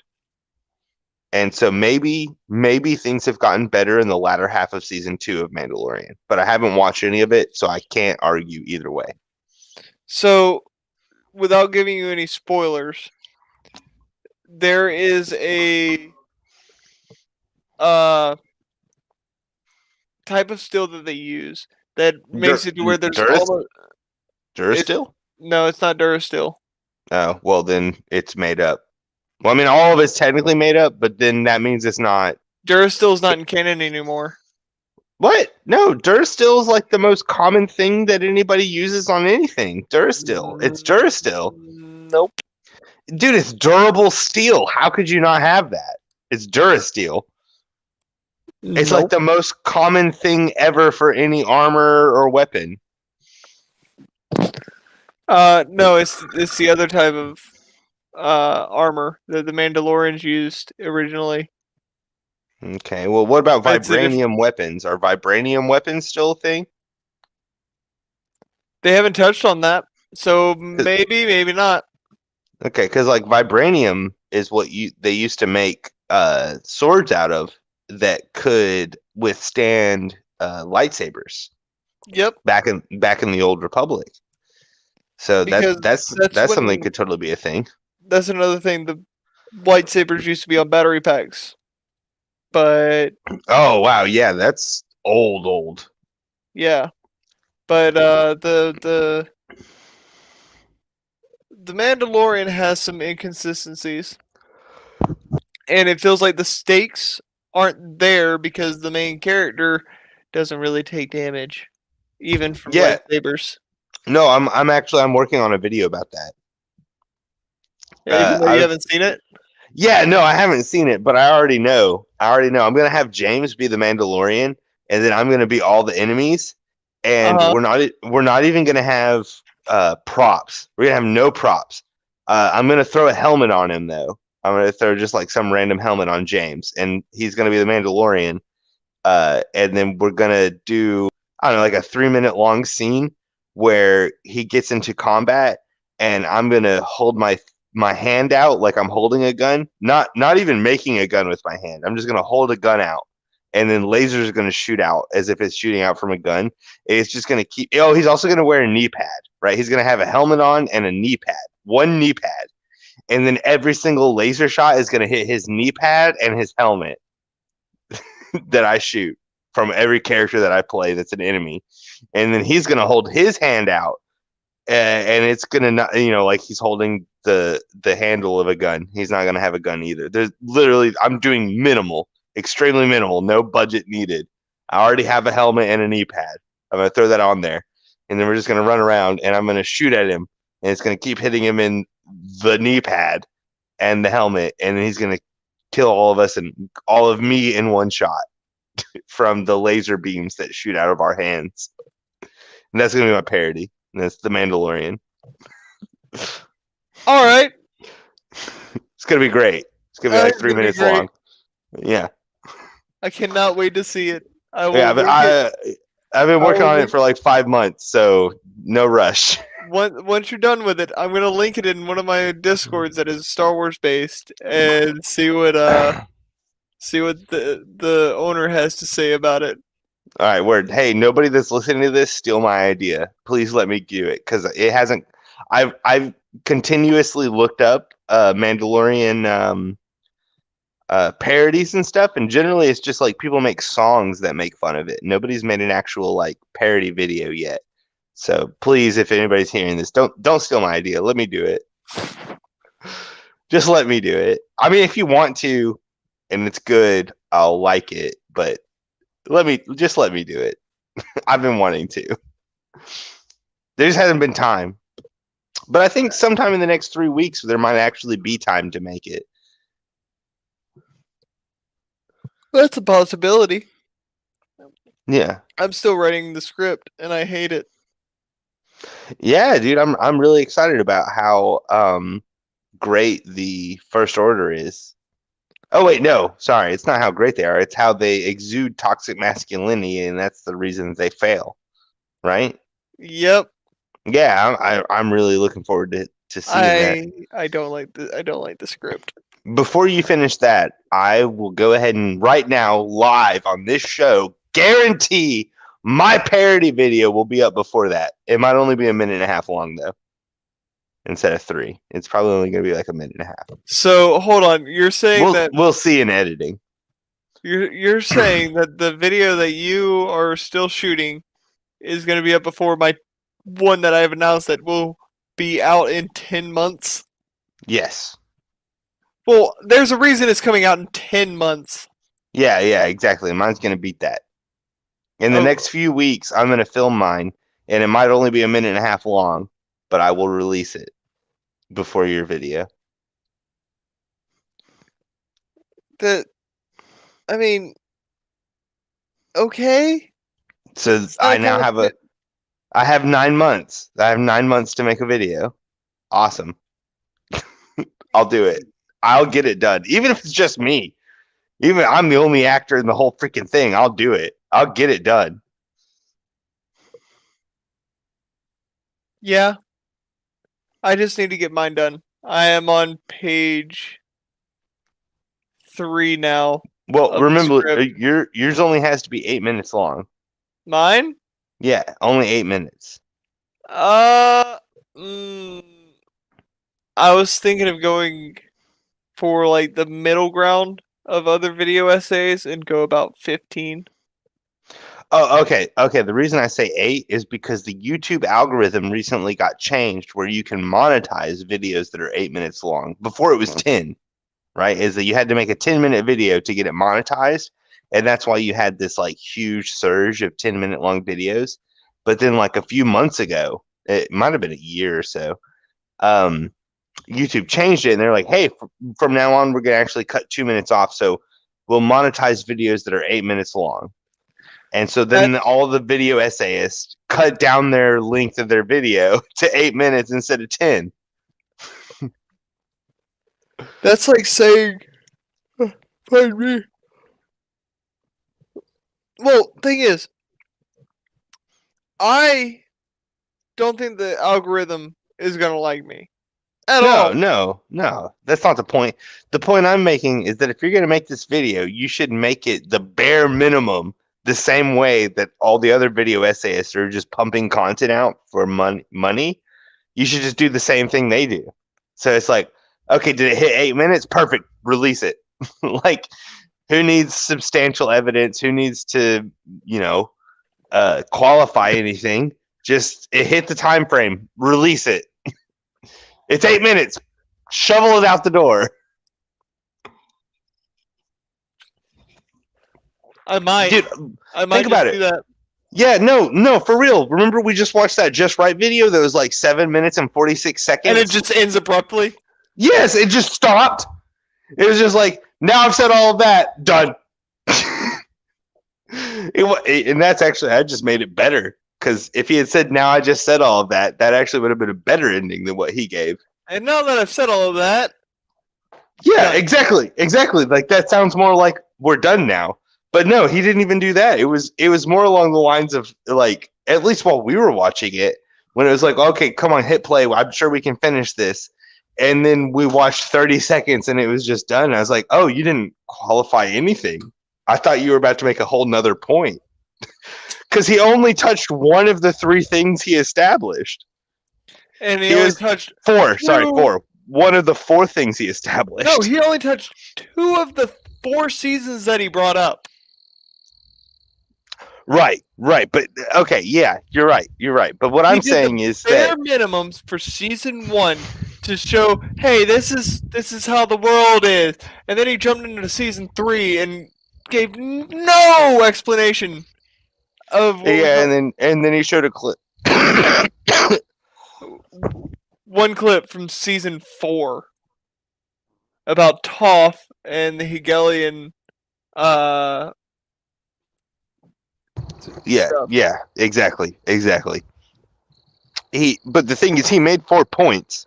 Those 4 points were that each season had a different theme, and so he said, "Here's the themes of the 4 seasons," and then he just went on to be like, "Here's a little bit of season 1. Okay, now I'm done with that. Let's move on.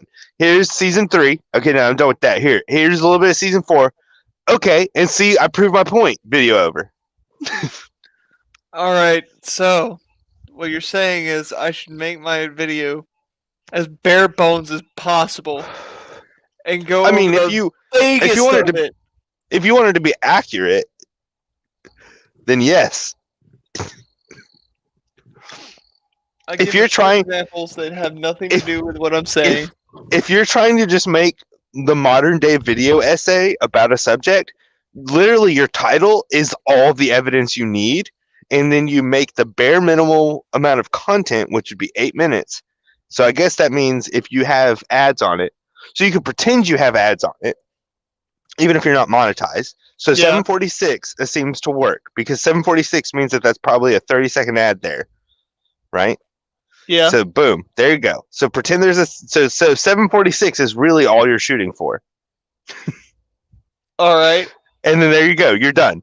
Because your title really sells the whole thing, and then based on that logic, the people who make those kind of videos, the title, they either go one or two ways, right? Is they make a title that's like super provocative and makes you want to click on it to be like, there's no way. You know what I mean? Where it's like, freaking the Blues Brothers is the worst movie ever made. And it's like, what the crap? What you talking about? I'm gonna click on that and watch it and see what you have to say.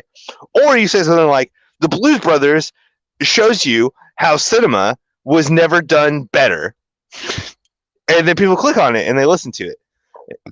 But you don't have to qualify it. What the crap? Why would you have to qualify it? No, you just make an 8-minute video and there you go. You're done.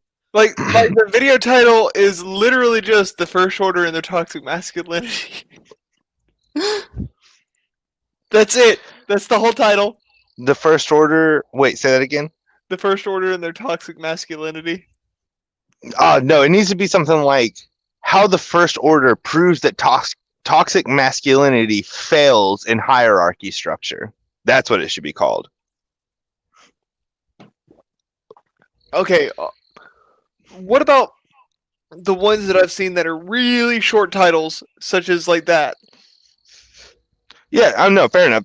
They they follow the same rules that I just laid out. I'm just saying that the one rule you have to follow is that the title should be the whole point of the video. That's the thing, right? So, like, saying how the First Order's toxic masculinity shows that hierarchies fail, or something like to that effect. Yeah. Would be like, there you go. So you don't even have to click on the video, and you already have something that you can tell your friends. You know what I mean? Like, you can be like, hey, yeah, did you notice in Star Wars, the sequel trilogy, that like toxic masculinity is just like super bad? And it's like, oh, what do you mean? It's like, I mean, like the whole hierarchy of the First Order fails because of it. It's like, oh, do you have any proof of this? Yeah, there's this video. Yeah, there's this video. Did you watch it? Sure, of course I did. He's gonna make this point, this point, and this point. Did you watch all the way through? But yeah, do you see what I'm saying now? Do you get what I'm saying? Like that's the point, is that the title is all that matters. Because someone sees the title and they're like, yep, you're right, and they move on. It's sad but true. But hey, we should watch some more of this video now that we've stopped for 20 minutes. You have to say action or cut. Just step in and say action and cut. He controls every aspect of the movie. He probably got rid of those people that questioned him creatively a long time ago. That's actually true. If you want to pause. Will be an instant hit, regardless. So he actually, in an interview, talks about the fact that when it came to editing, I don't remember which movie it was, but it's either 1, 2, or 3. I can't remember now. I think it was 3. But I was watching a documentary, because I watch all the behind the scenes and stuff because I'm a nerd like that. But seriously, he said, I had an editor. They edited the movie. I didn't like it. I told them a different way to edit it. They wouldn't do it, so I fired them and edited it myself. Yep, that sounds about right. Yeah, so if you don't do what George tells you, you're gone. So Plinkett's right in that instance. I don't remember which movie it is, but it doesn't matter, because most likely that means that throughout this whole episode 1, 2, and 3, if you don't just say yes to George, you're gone, because he'll get someone who says yes to him. Because like, who wouldn't say yes to him? He's George Lucas. Yep. He's made one of the most famous series ever, and he's got a super successful company that makes video games and stuff. The ones that'll tell him no are the ones that directed 4, 5, and 6. 5 and 6. 4 was directed by George. But at that time, since he was a completely new person, I'm sure he had plenty of people around him that might not have even been credited who told him, no, do it like this. And he listened. One of them was his wife at the time. Mm-hmm. Yeah, no, his wife and some other dude edited the whole movie, and they saved it. The episode 4 wouldn't have been good if it wasn't for the editors. Because there's not the full original cut of Star Wars, but there's some stuff pieced together where it kind of shows you the pacing and the way everything was laid out originally. And no, that movie would have been garbage. No, but it would not have been the phenomenal hit it was if it was edited the way George wanted it edited originally. Episode 1 was saved in the editing room. By episode 1, I mean episode 4. A New Hope. A New Hope was saved in the editing room by his wife and some other guy. Yeah. But let's keep going. So what the plot was? Really? How hard could it be to screw up? It's like screwing up mashed potatoes. You boil the water, you pour the packet. Number 1, the characters. The biggest and most glaring problem with the Phantom Menace is the characters. This is like the most obvious part of movie making, but I guess I gotta explain it when talking about this turd. Let's start at movie making 101, shall we? You see, in most movies, the audience needs a character to connect with. Typically, this character is something called a protagonist. When you're in a weird movie with like... Yeah, it's a good part to pause it, because I wanted to point out that this guy does video essays right, in the sense that all of the little clips and all the footage he shows actually lines up with what he's talking about. And of the video essays we've seen, I think we've only seen one other guy, and maybe Southpaw. Never mind, so 2. Southpaw seemed like his video was on point. Anybody that's in EFAP besides a few, typically get their video essays down to where the things going on screen pertain to what they're saying. There are a few that do not go by that and just go by free flow, and that ruins their video essays. Okay, yeah, fair enough. But the ones that I've seen, the few video essays that I've actually seen and sat through, they all work very well in line with what they're saying as what's on screen. Yeah, I'm just saying so far the videos we've covered, there's only been 2 people who had video essays that lined up. And it was Southpaw, and then it was the one guy, Cosmonaut. Cosmonaut and Southpaw have been the only people that their videos lined up with what they were saying. Cosmonaut was wrong about what he was saying, but at least by the time we got to the end of it, we were like, yeah, I'm pretty sure the video clips he put were intentional. Where most video essayists, and I'll say especially the ones we've watched, they'll say stuff where it's like, why are you making this point? And then beyond that, it's like, why are you showing this clip to make this point? And the worst offender of that was Red Letter Haze or whatever, the Halo Red Letter video. Days. Yeah, Red Letter Days. That was the worst offender, where it's like the clips they showed had nothing to do with anything they were talking about.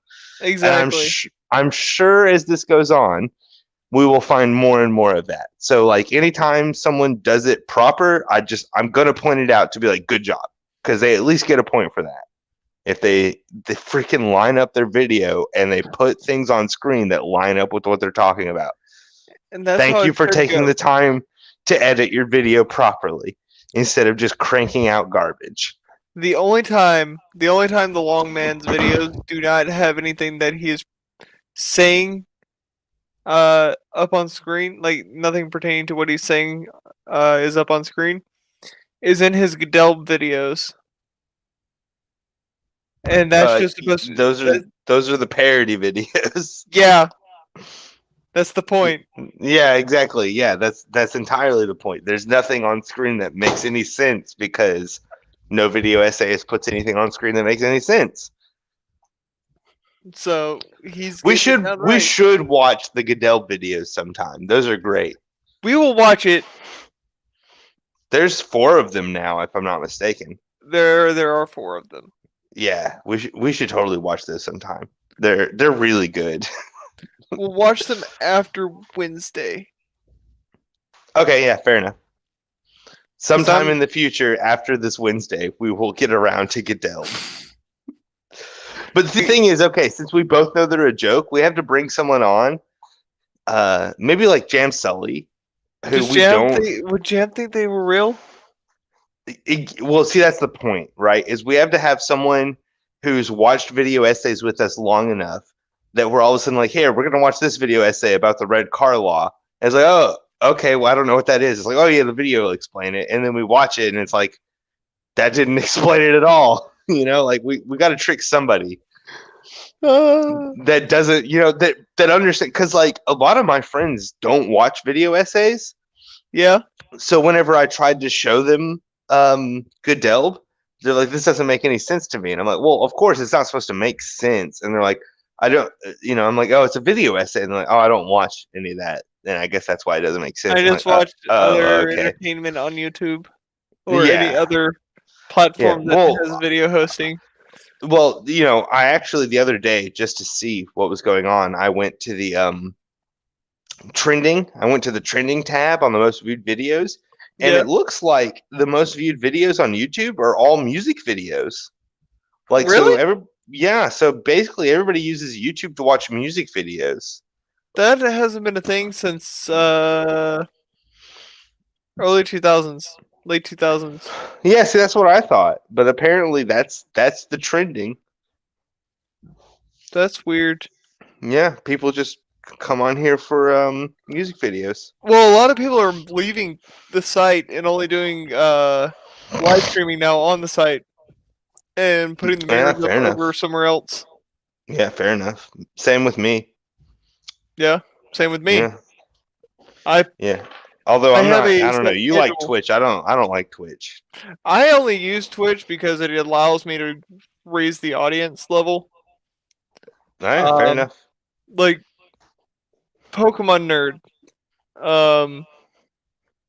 He or she, I don't know which. They.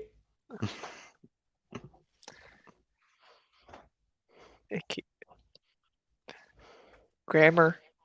Yeah, just play the video. You're taking too long. Just hit play. But let's move on. I don't care anymore. Like aliens and monsters and weirdos. The audience really needs someone who's like a normal person like them to guide them through the story. Now, this, of course, doesn't apply to every movie, but it works best in the sci-fi, superhero, action, and fantasy genres. I picked That's a few horror. examples to illustrate this point. Marty. The Gremlins is a horror movie. It's not fantasy. I just want to say that. Yeah. I mean, I feel you. I definitely agree, but it would technically be fantasy action. I mean, like, is Predator a horror movie? Is Alien a horror movie? Yes. Yeah, but they're science fiction horror, right? They're fantasy horror. So Gremlins falls in that same kind of category. It's like it's a fantasy horror action. I can agree with that. There are subgenres and combination of genres. Yeah, exactly. But I feel your point. I definitely get your point. McFly, John McClane, Billy Peltzer, Sarah Connor, Neo, Charlie Bucket, Peter Parker, Cliff Secord, Johnny Rico, Rocky Balboa, and Kevin Bacon. So in addition to being like an everyday kind of schlub, usually the protagonist is someone that's down on their luck, in a bad place in their lives, or someone where everything just doesn't always go perfectly for them. Either you choose to be at your desk on time from this day forward, or you choose to find yourself another job. Well, maybe it's time to get a real job. No McFly ever amounted to anything in the history of Hill Valley. Eventually. So, hero's journey. Right. Right. That's literally basically the argument he's making. Is that a good lead character goes through the hero's journey. Yeah. And I agree. I agree entirely. Like, it's worked this long because it connects with people. It resonates. It makes them relatable. Because we all like to imagine that we're going through a hero's journey. You know, like at least at some point when it comes to watching a movie, if a character doesn't do something that relates to some mundane part of your life, it just doesn't connect. But like, so if you work a 9 to 5, like Neo, right? Neo has an office job where he works in a cubicle.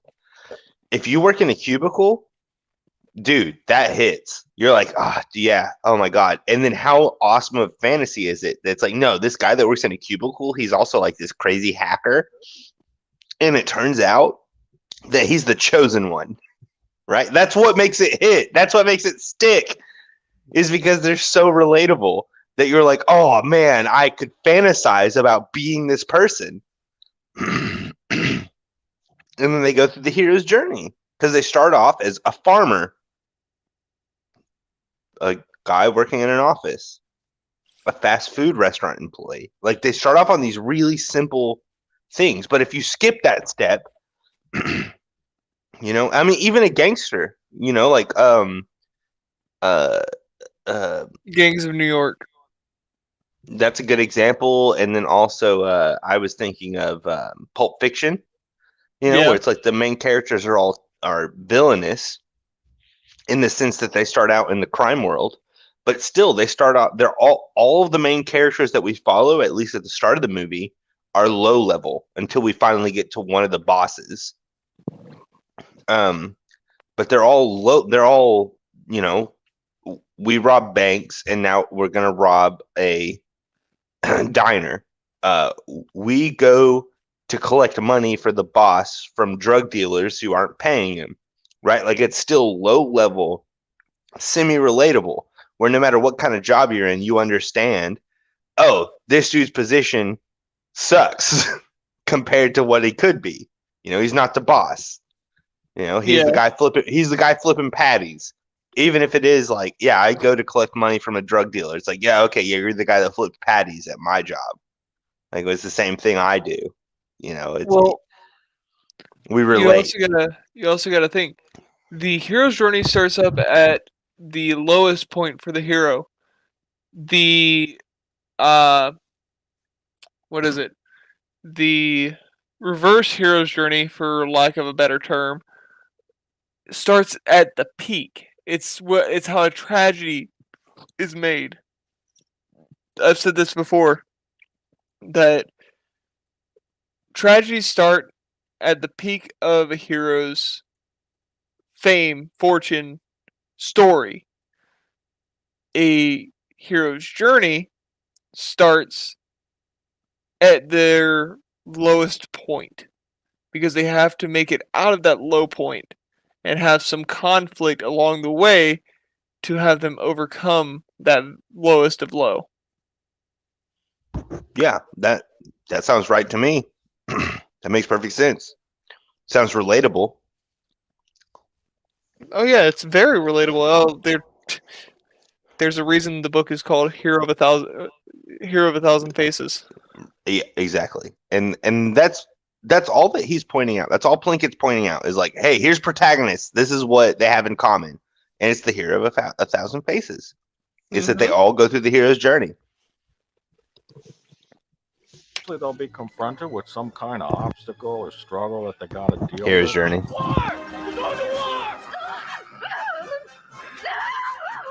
If we like them, we hope they succeed. The drama in the film is the result of us rooting for them against opposition.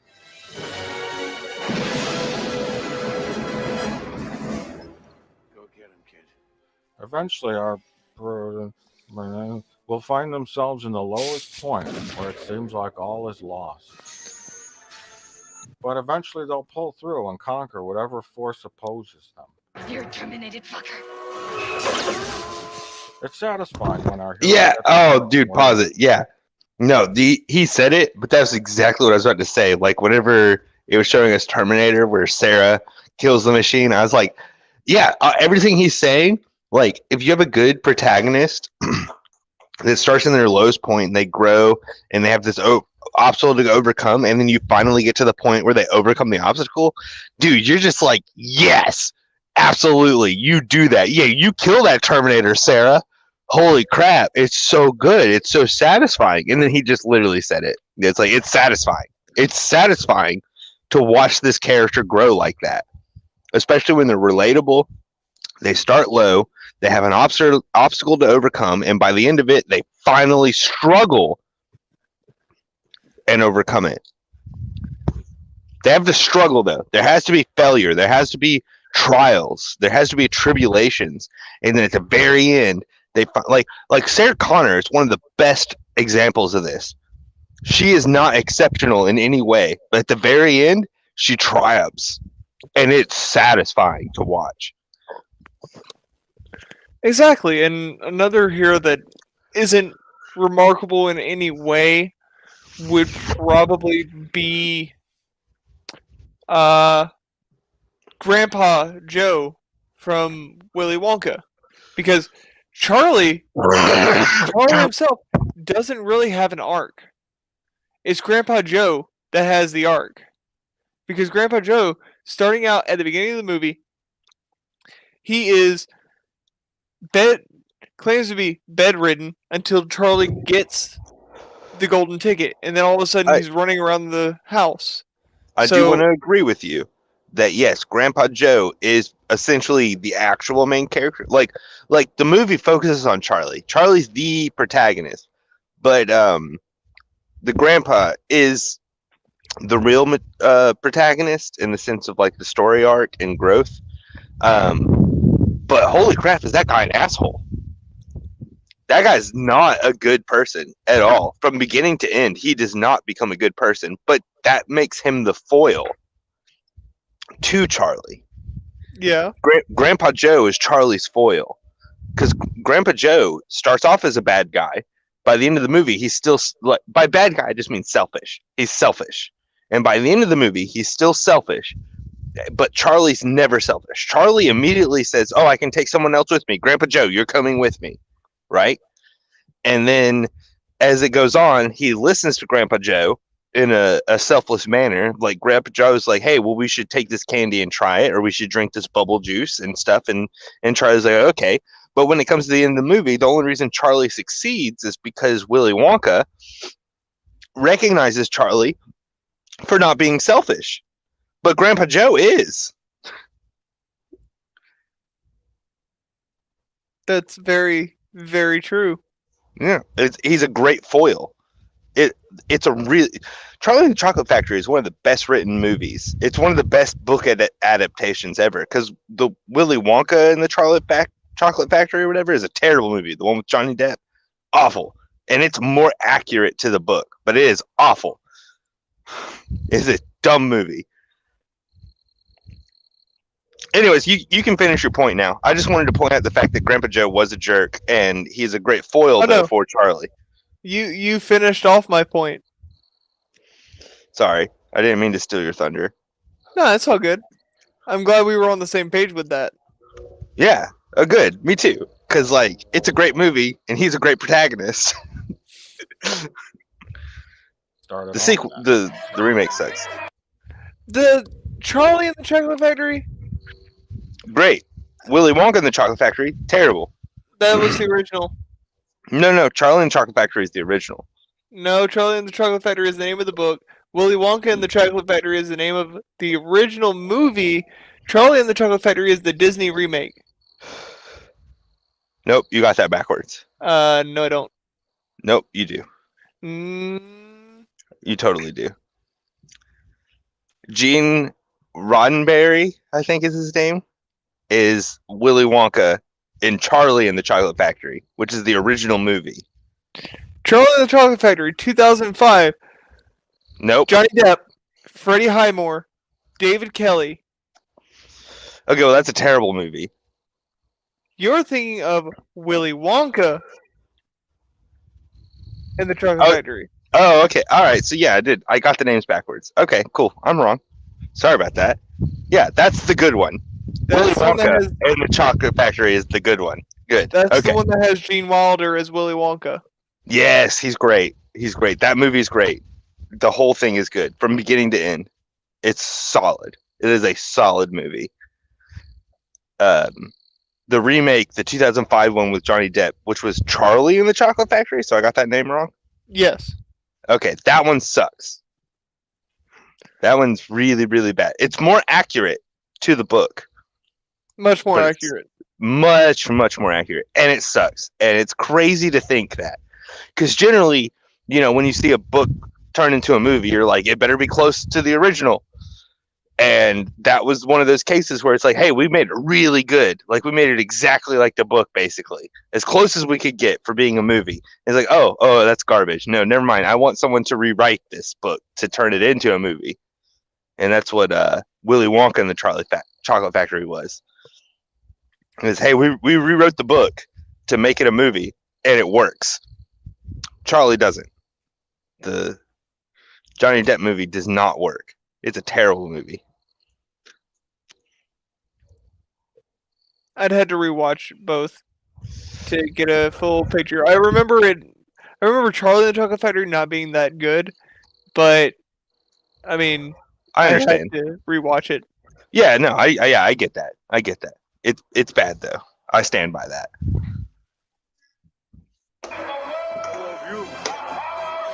They make like a change. This is called an arc. Often, too, they'll get the girl in the end as icing on the cake. Now, I need to explain that I don't think that all movies should be the same or conform to the same kind of structure, but it works well in certain kind of movies. So unless they're the Coen brothers, David Lynch, Paul Thomas Anderson, Stanley Kubrick, Alfred Hitchcock, Lars von Trier, David Cronenberg, Gus Van Sant, Quentin Tarantino, John Waters, Wes Anderson, Sam Peckinpah, Terry Gilliam, Martin Scorsese, Werner Herzog, or Jim Jarmusch, you really shouldn't stray away too far from this kind of formula. Especially if you're making a movie that's aimed at children that has a cartoon rabbit in it that steps in the poopy. Yeah, that scene never made any sense within the grand scheme of things. I get it was supposed to be for comedic effect, but it fell flat. Not for the kids. It didn't fall flat for the I kids. didn't laugh as a kid. Come on now. You weren't the only kid in the audience. I'm sure some other kids laughed. Probably. Yeah, exactly. But I do think that he might be right about what he said. But the thing is, if you really take what he said to heart, what he's saying is take risks because it could pay off and you could become one of the names of these people that I'm listing. You know what I mean? Like he's essentially saying, hey, unless you're one of these people, you should play it safe and do it by the book, which I'm not saying all movies should be like, but unless you're one of these famous directors who didn't play it by the book, play it by the book. It's like, well, how do you be those guys if you don't try? You know, you got to try. Well, if you go out of your comfort zone in writing the same kind of structure of a hero's journey, but you change it up just a little bit and you keep tweaking it a little bit at a time as you continue on your filmmaking career, you can at some point change up the whole way that you create films. Yeah, absolutely. Just do it in increments.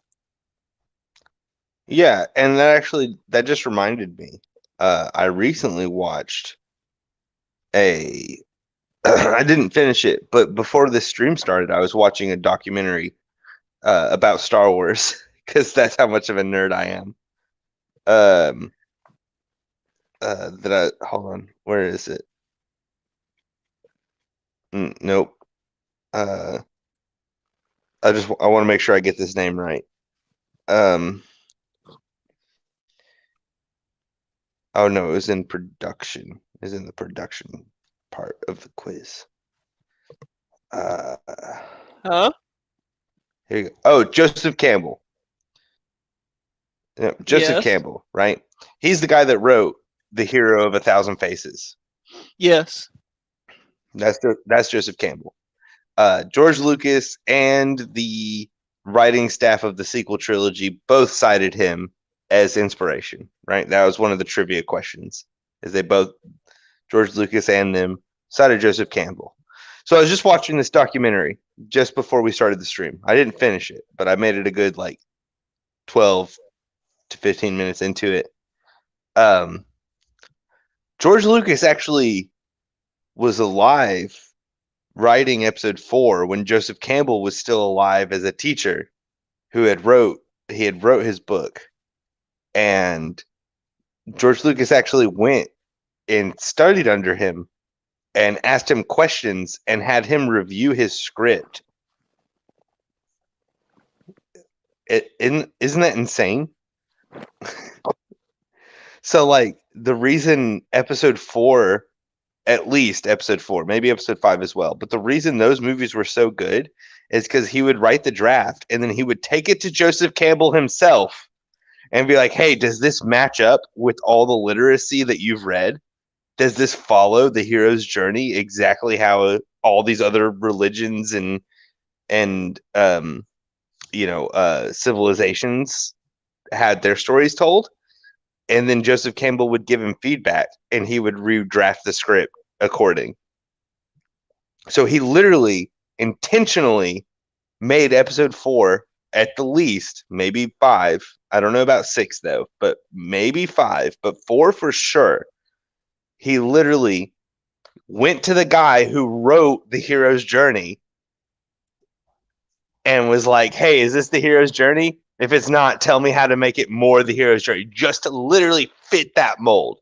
Be like, I'm going to make that exact story. And that's why it's so good. That's why 4, 5, and 6 are so good, is because it is so the hero's journey that how can't you love it?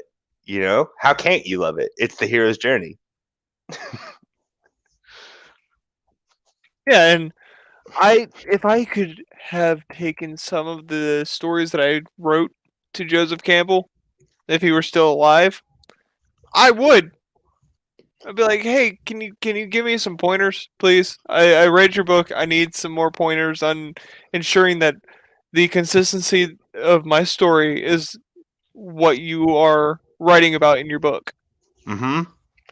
Yeah, that's why I think Lucas is you could essentially just say he's lucky.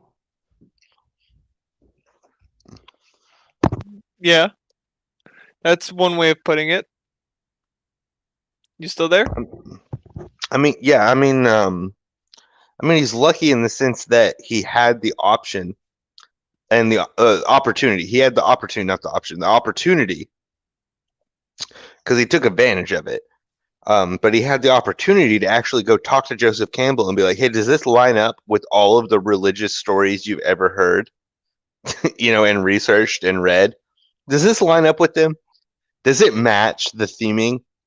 And if not, where doesn't it? So that I can change it, so that I can make it line up with the hero's journey. But that we would all be better writers if we could do such a thing, because he clearly, Lucas clearly had read Joseph Campbell's work, and that's why he was like, oh yeah, I'm definitely going to study under Joseph Campbell, and then I'm going to continue to take my scripts to him for doctoring. That's so good. That's probably why 1, 2, and 3 suck. It's because he didn't have an opportunity to take it to Joseph Campbell and be like, hey, is this following the hero's journey?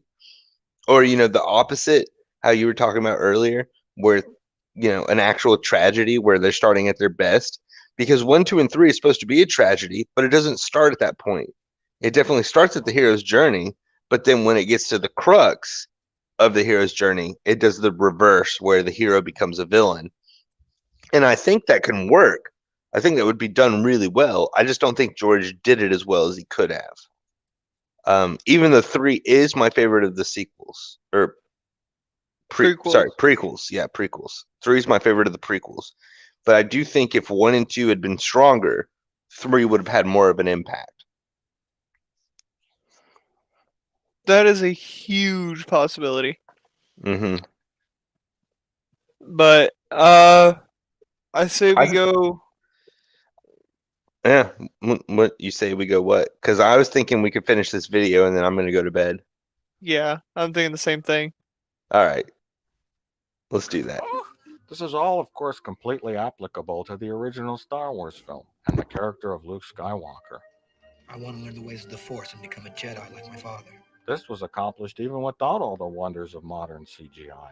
Now, with all you've just learned in this video that I've made for educational purposes, I want you to tell me who the main character of the Phantom Menace was. I can tell you it's not the Jedi.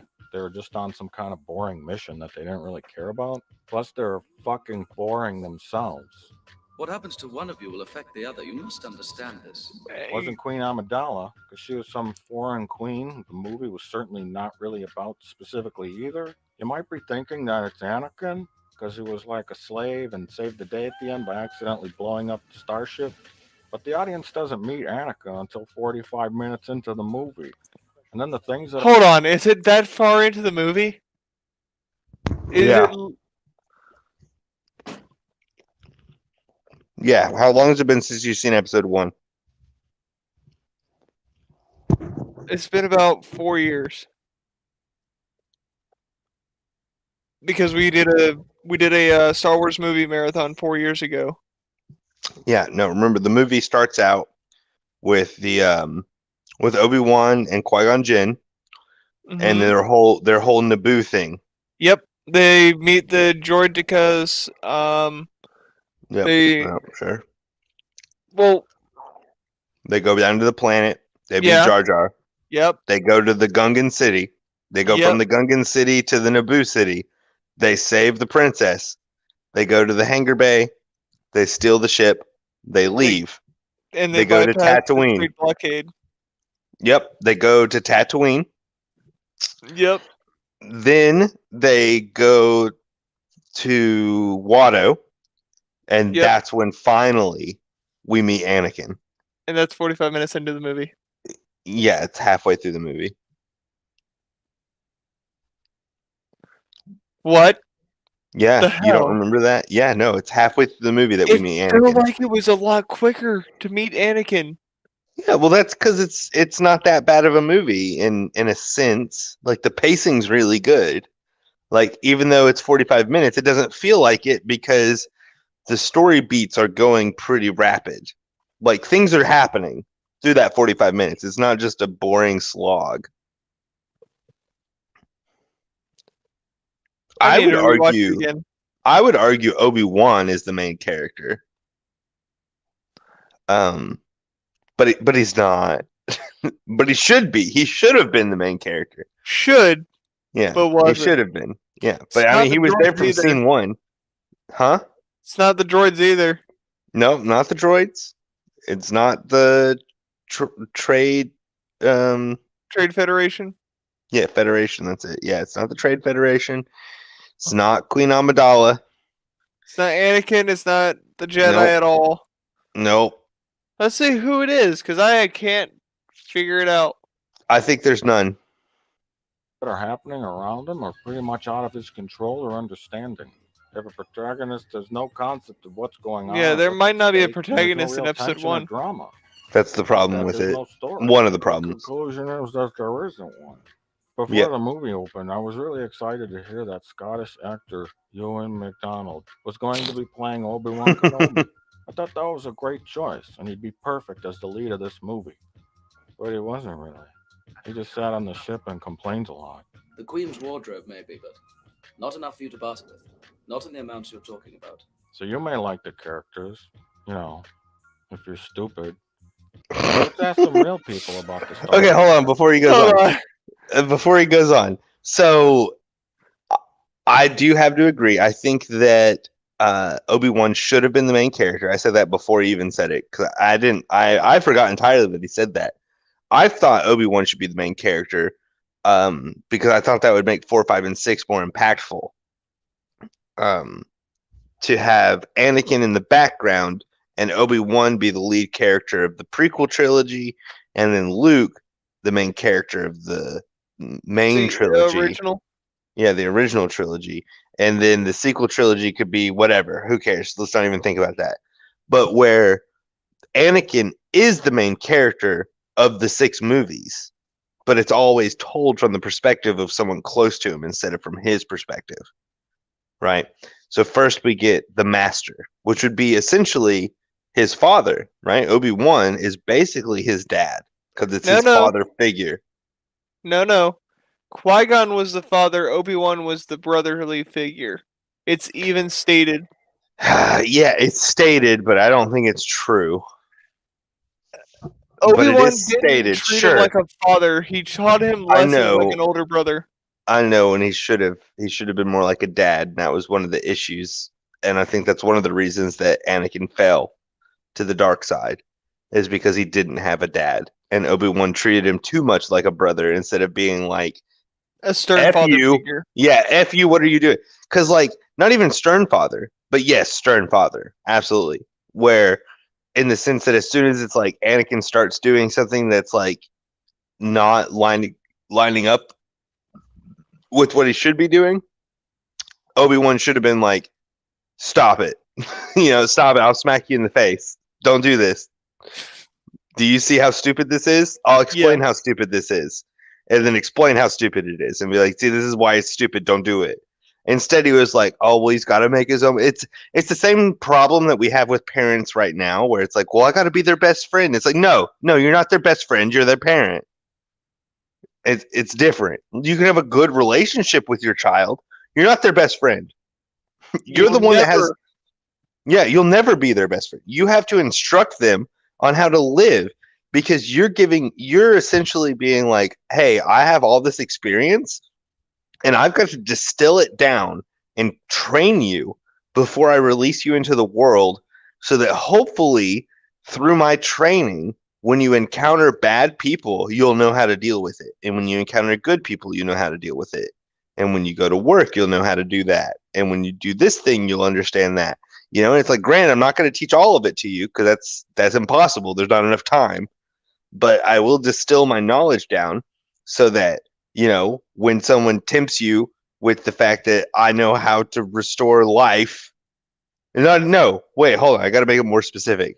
When someone says, hey, by the way, the Sith know how to revive people and literally save people from dying, you start to question that of like, oh, the Sith do. Well, what about you? Do you know that? And it's like, oh, yeah, we could figure it out together. Oh, well, I'm not going to go with you then. Versus, oh, yeah, I'm going to kill this guy and swear allegiance to you and be like, okay, let's save this person. Together we could probably figure it out, but go kill the younglings now. Okay, well, I've already swore fealty. I'll go kill the younglings and hopefully we'll figure this out. Yeah. You teach lessons. You teach skepticism. It's an important thing to teach, skepticism. You just tossed a master out the window with my help because I cut off his hand because he was trying to kill you. And you're telling me to go kill the rest of the Jedi because they've corrupted the Republic. But you seem to be the worst kind of person that is the Sith Lord that we've been after for 10 years. Yeah, and I'm the one that discovered it and told that guy that I just cut his hand off and you threw out the window that you were the Sith Lord. But you made a point about saving my wife, so I'm gonna go kill these kids. I'm all in. I am all in. But yeah, see, that's the thing, right? Like that's why there's whatever. I'm not gonna get into it. The point that Plinkett made, I think was pretty solid. That there was no main character. He was excited for Obi-Wan to be the main character. Ewan McDermott. What? You're confusing Obi-Wan and Palpatine. Ewan McDonald did a great McGregor. job. Yeah, him. Yeah, he did a great job as Obi-Wan. He really did. But his character wasn't utilized. But he did a great job at like mimicking Alec Guinness's performance. Absolutely great job. I wish that he had actually done it in a way that felt like a younger version. Instead, from the beginning, I feel like he copied Alec Guinness too much to where he came across like he was trying from the beginning to be like a 60 or 80-year-old man. And he should have definitely come across younger. Like, he didn't need to literally copy the cadence and personality, because we all get different as we get older. You know, That's we all calm down, I guess would be a way to put it. So he should have been more active. But from the very beginning, like, he's active in action, but not in words, I guess would be a good way to put it. Right? Because he's the guy that jumps out the window to grab a droid. It doesn't have a backup plan, and Anakin has to drive a speeder to catch him while he's falling. Right? So he is reckless, which is something that always threw me off at first. And then whenever I rewatched episode 5, I was like, oh, it is in character, because Obi-Wan says to Yoda whenever Luke flies off to Cloud City, I too was reckless when I was his age. Something along those lines. It's not, I don't think that's his exact dialogue. And I was like, okay, I get it. I get why George wrote it that way. In episode 2 and episode 3, Obi-Wan is the freaking first into the fight, always doing crazy stuff because he's reckless. But when it comes to his dialogue, he's so, as an actor, so hell-bent on mimicking Alec Guinness that all of his dialogue comes across as like the old wise man. And it's like, wait, you're not the old wise man yet. You're a reckless, middle-aged man. Like, he's not even middle-aged. Yeah, but you get my point, right? You get my point, though, right? It's, you're not the old wise man yet. You'll become the old wise man, but you're not the old wise man. Not yet. Yeah, but he delivers his dialogue as if he is the old wise man, even though the things he's saying and the actions he's taking don't match up. And that's something I think could have been done better. But I'll say that's probably George's fault more than it's the actor's fault. That's a possibility. Yeah, because I think that's what's wrong with Hayden Christensen. Like, a lot of people say Hayden Christensen's acting was really bad in those movies, but no, Hayden's a really good actor. I've seen him in a lot of other stuff, and he's really good. George directed him to be so stale. Like, that was intentional. Constantly, George was like, less emotion, more robotic. It's like, oh, and he eventually did it. And it's like, this is what George wanted. And then people were like, Hayden was such a bad character. He's such a bad actor as that guy. And it's like, no. George literally told him to act like that. Like, he was just doing what he was told. He's not a bad actor. So I don't think I can finish the video. Oh, come on. There's only 2 minutes left. All right. Characters and see what they say. I posed this simple challenge to them.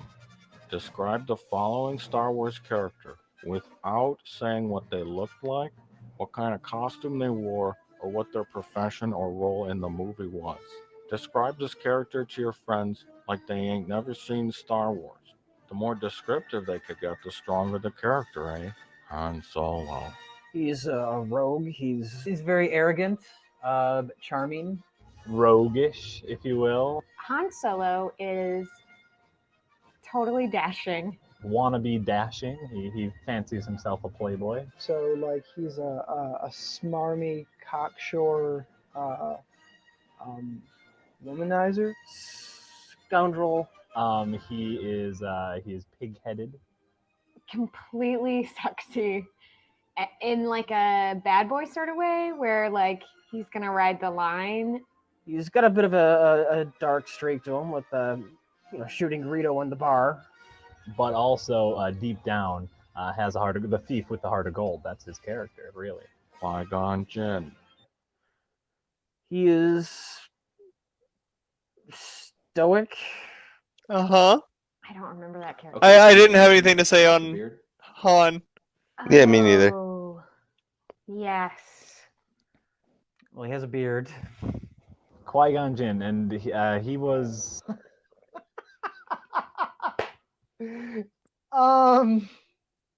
see here. They really can't think of anything to say about Qui-Gon Jinn? Yeah, can you, following the rules? So can't say anything about his appearance, only about his personality? Yeah, you can't say his appearance, his role, or what he does specifically in the movie. I think that was the other one. Stoic, charming, caring. All right, yeah, that's good. All right. Yeah. Yeah, that's good. We can move on. Wizened. Wizened, for real? Yeah. That's an appearance trait. Wizened. No. Yes, wizened is an appearance trait. Is it? Yes. I was gonna say. Hold on. I'll double check. I'll make sure that I know what I'm talking about. Wizened. Oh, yep. You're right. I was Okay. thinking. Yeah, I was thank thinking you. of a All right. different one.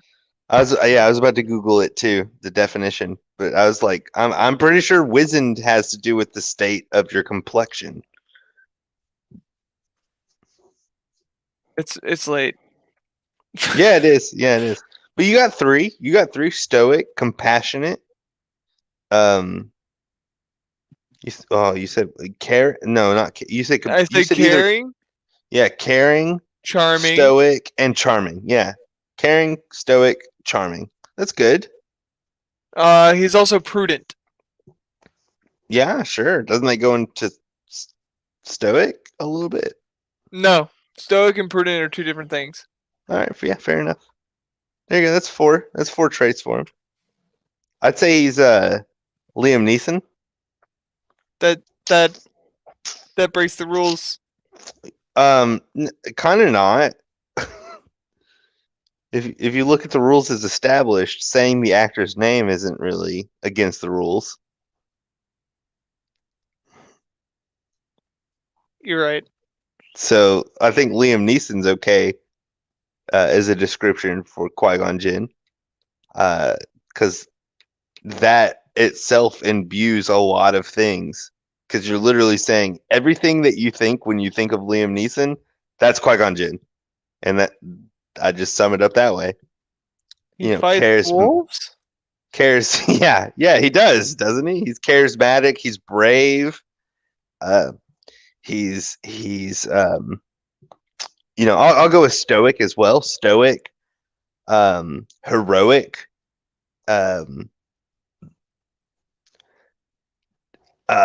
willing to bend the rules to his own liking in order to get what he wants. Yeah.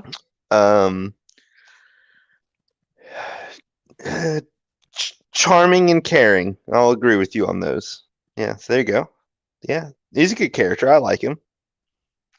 All right. But they couldn't think of these things.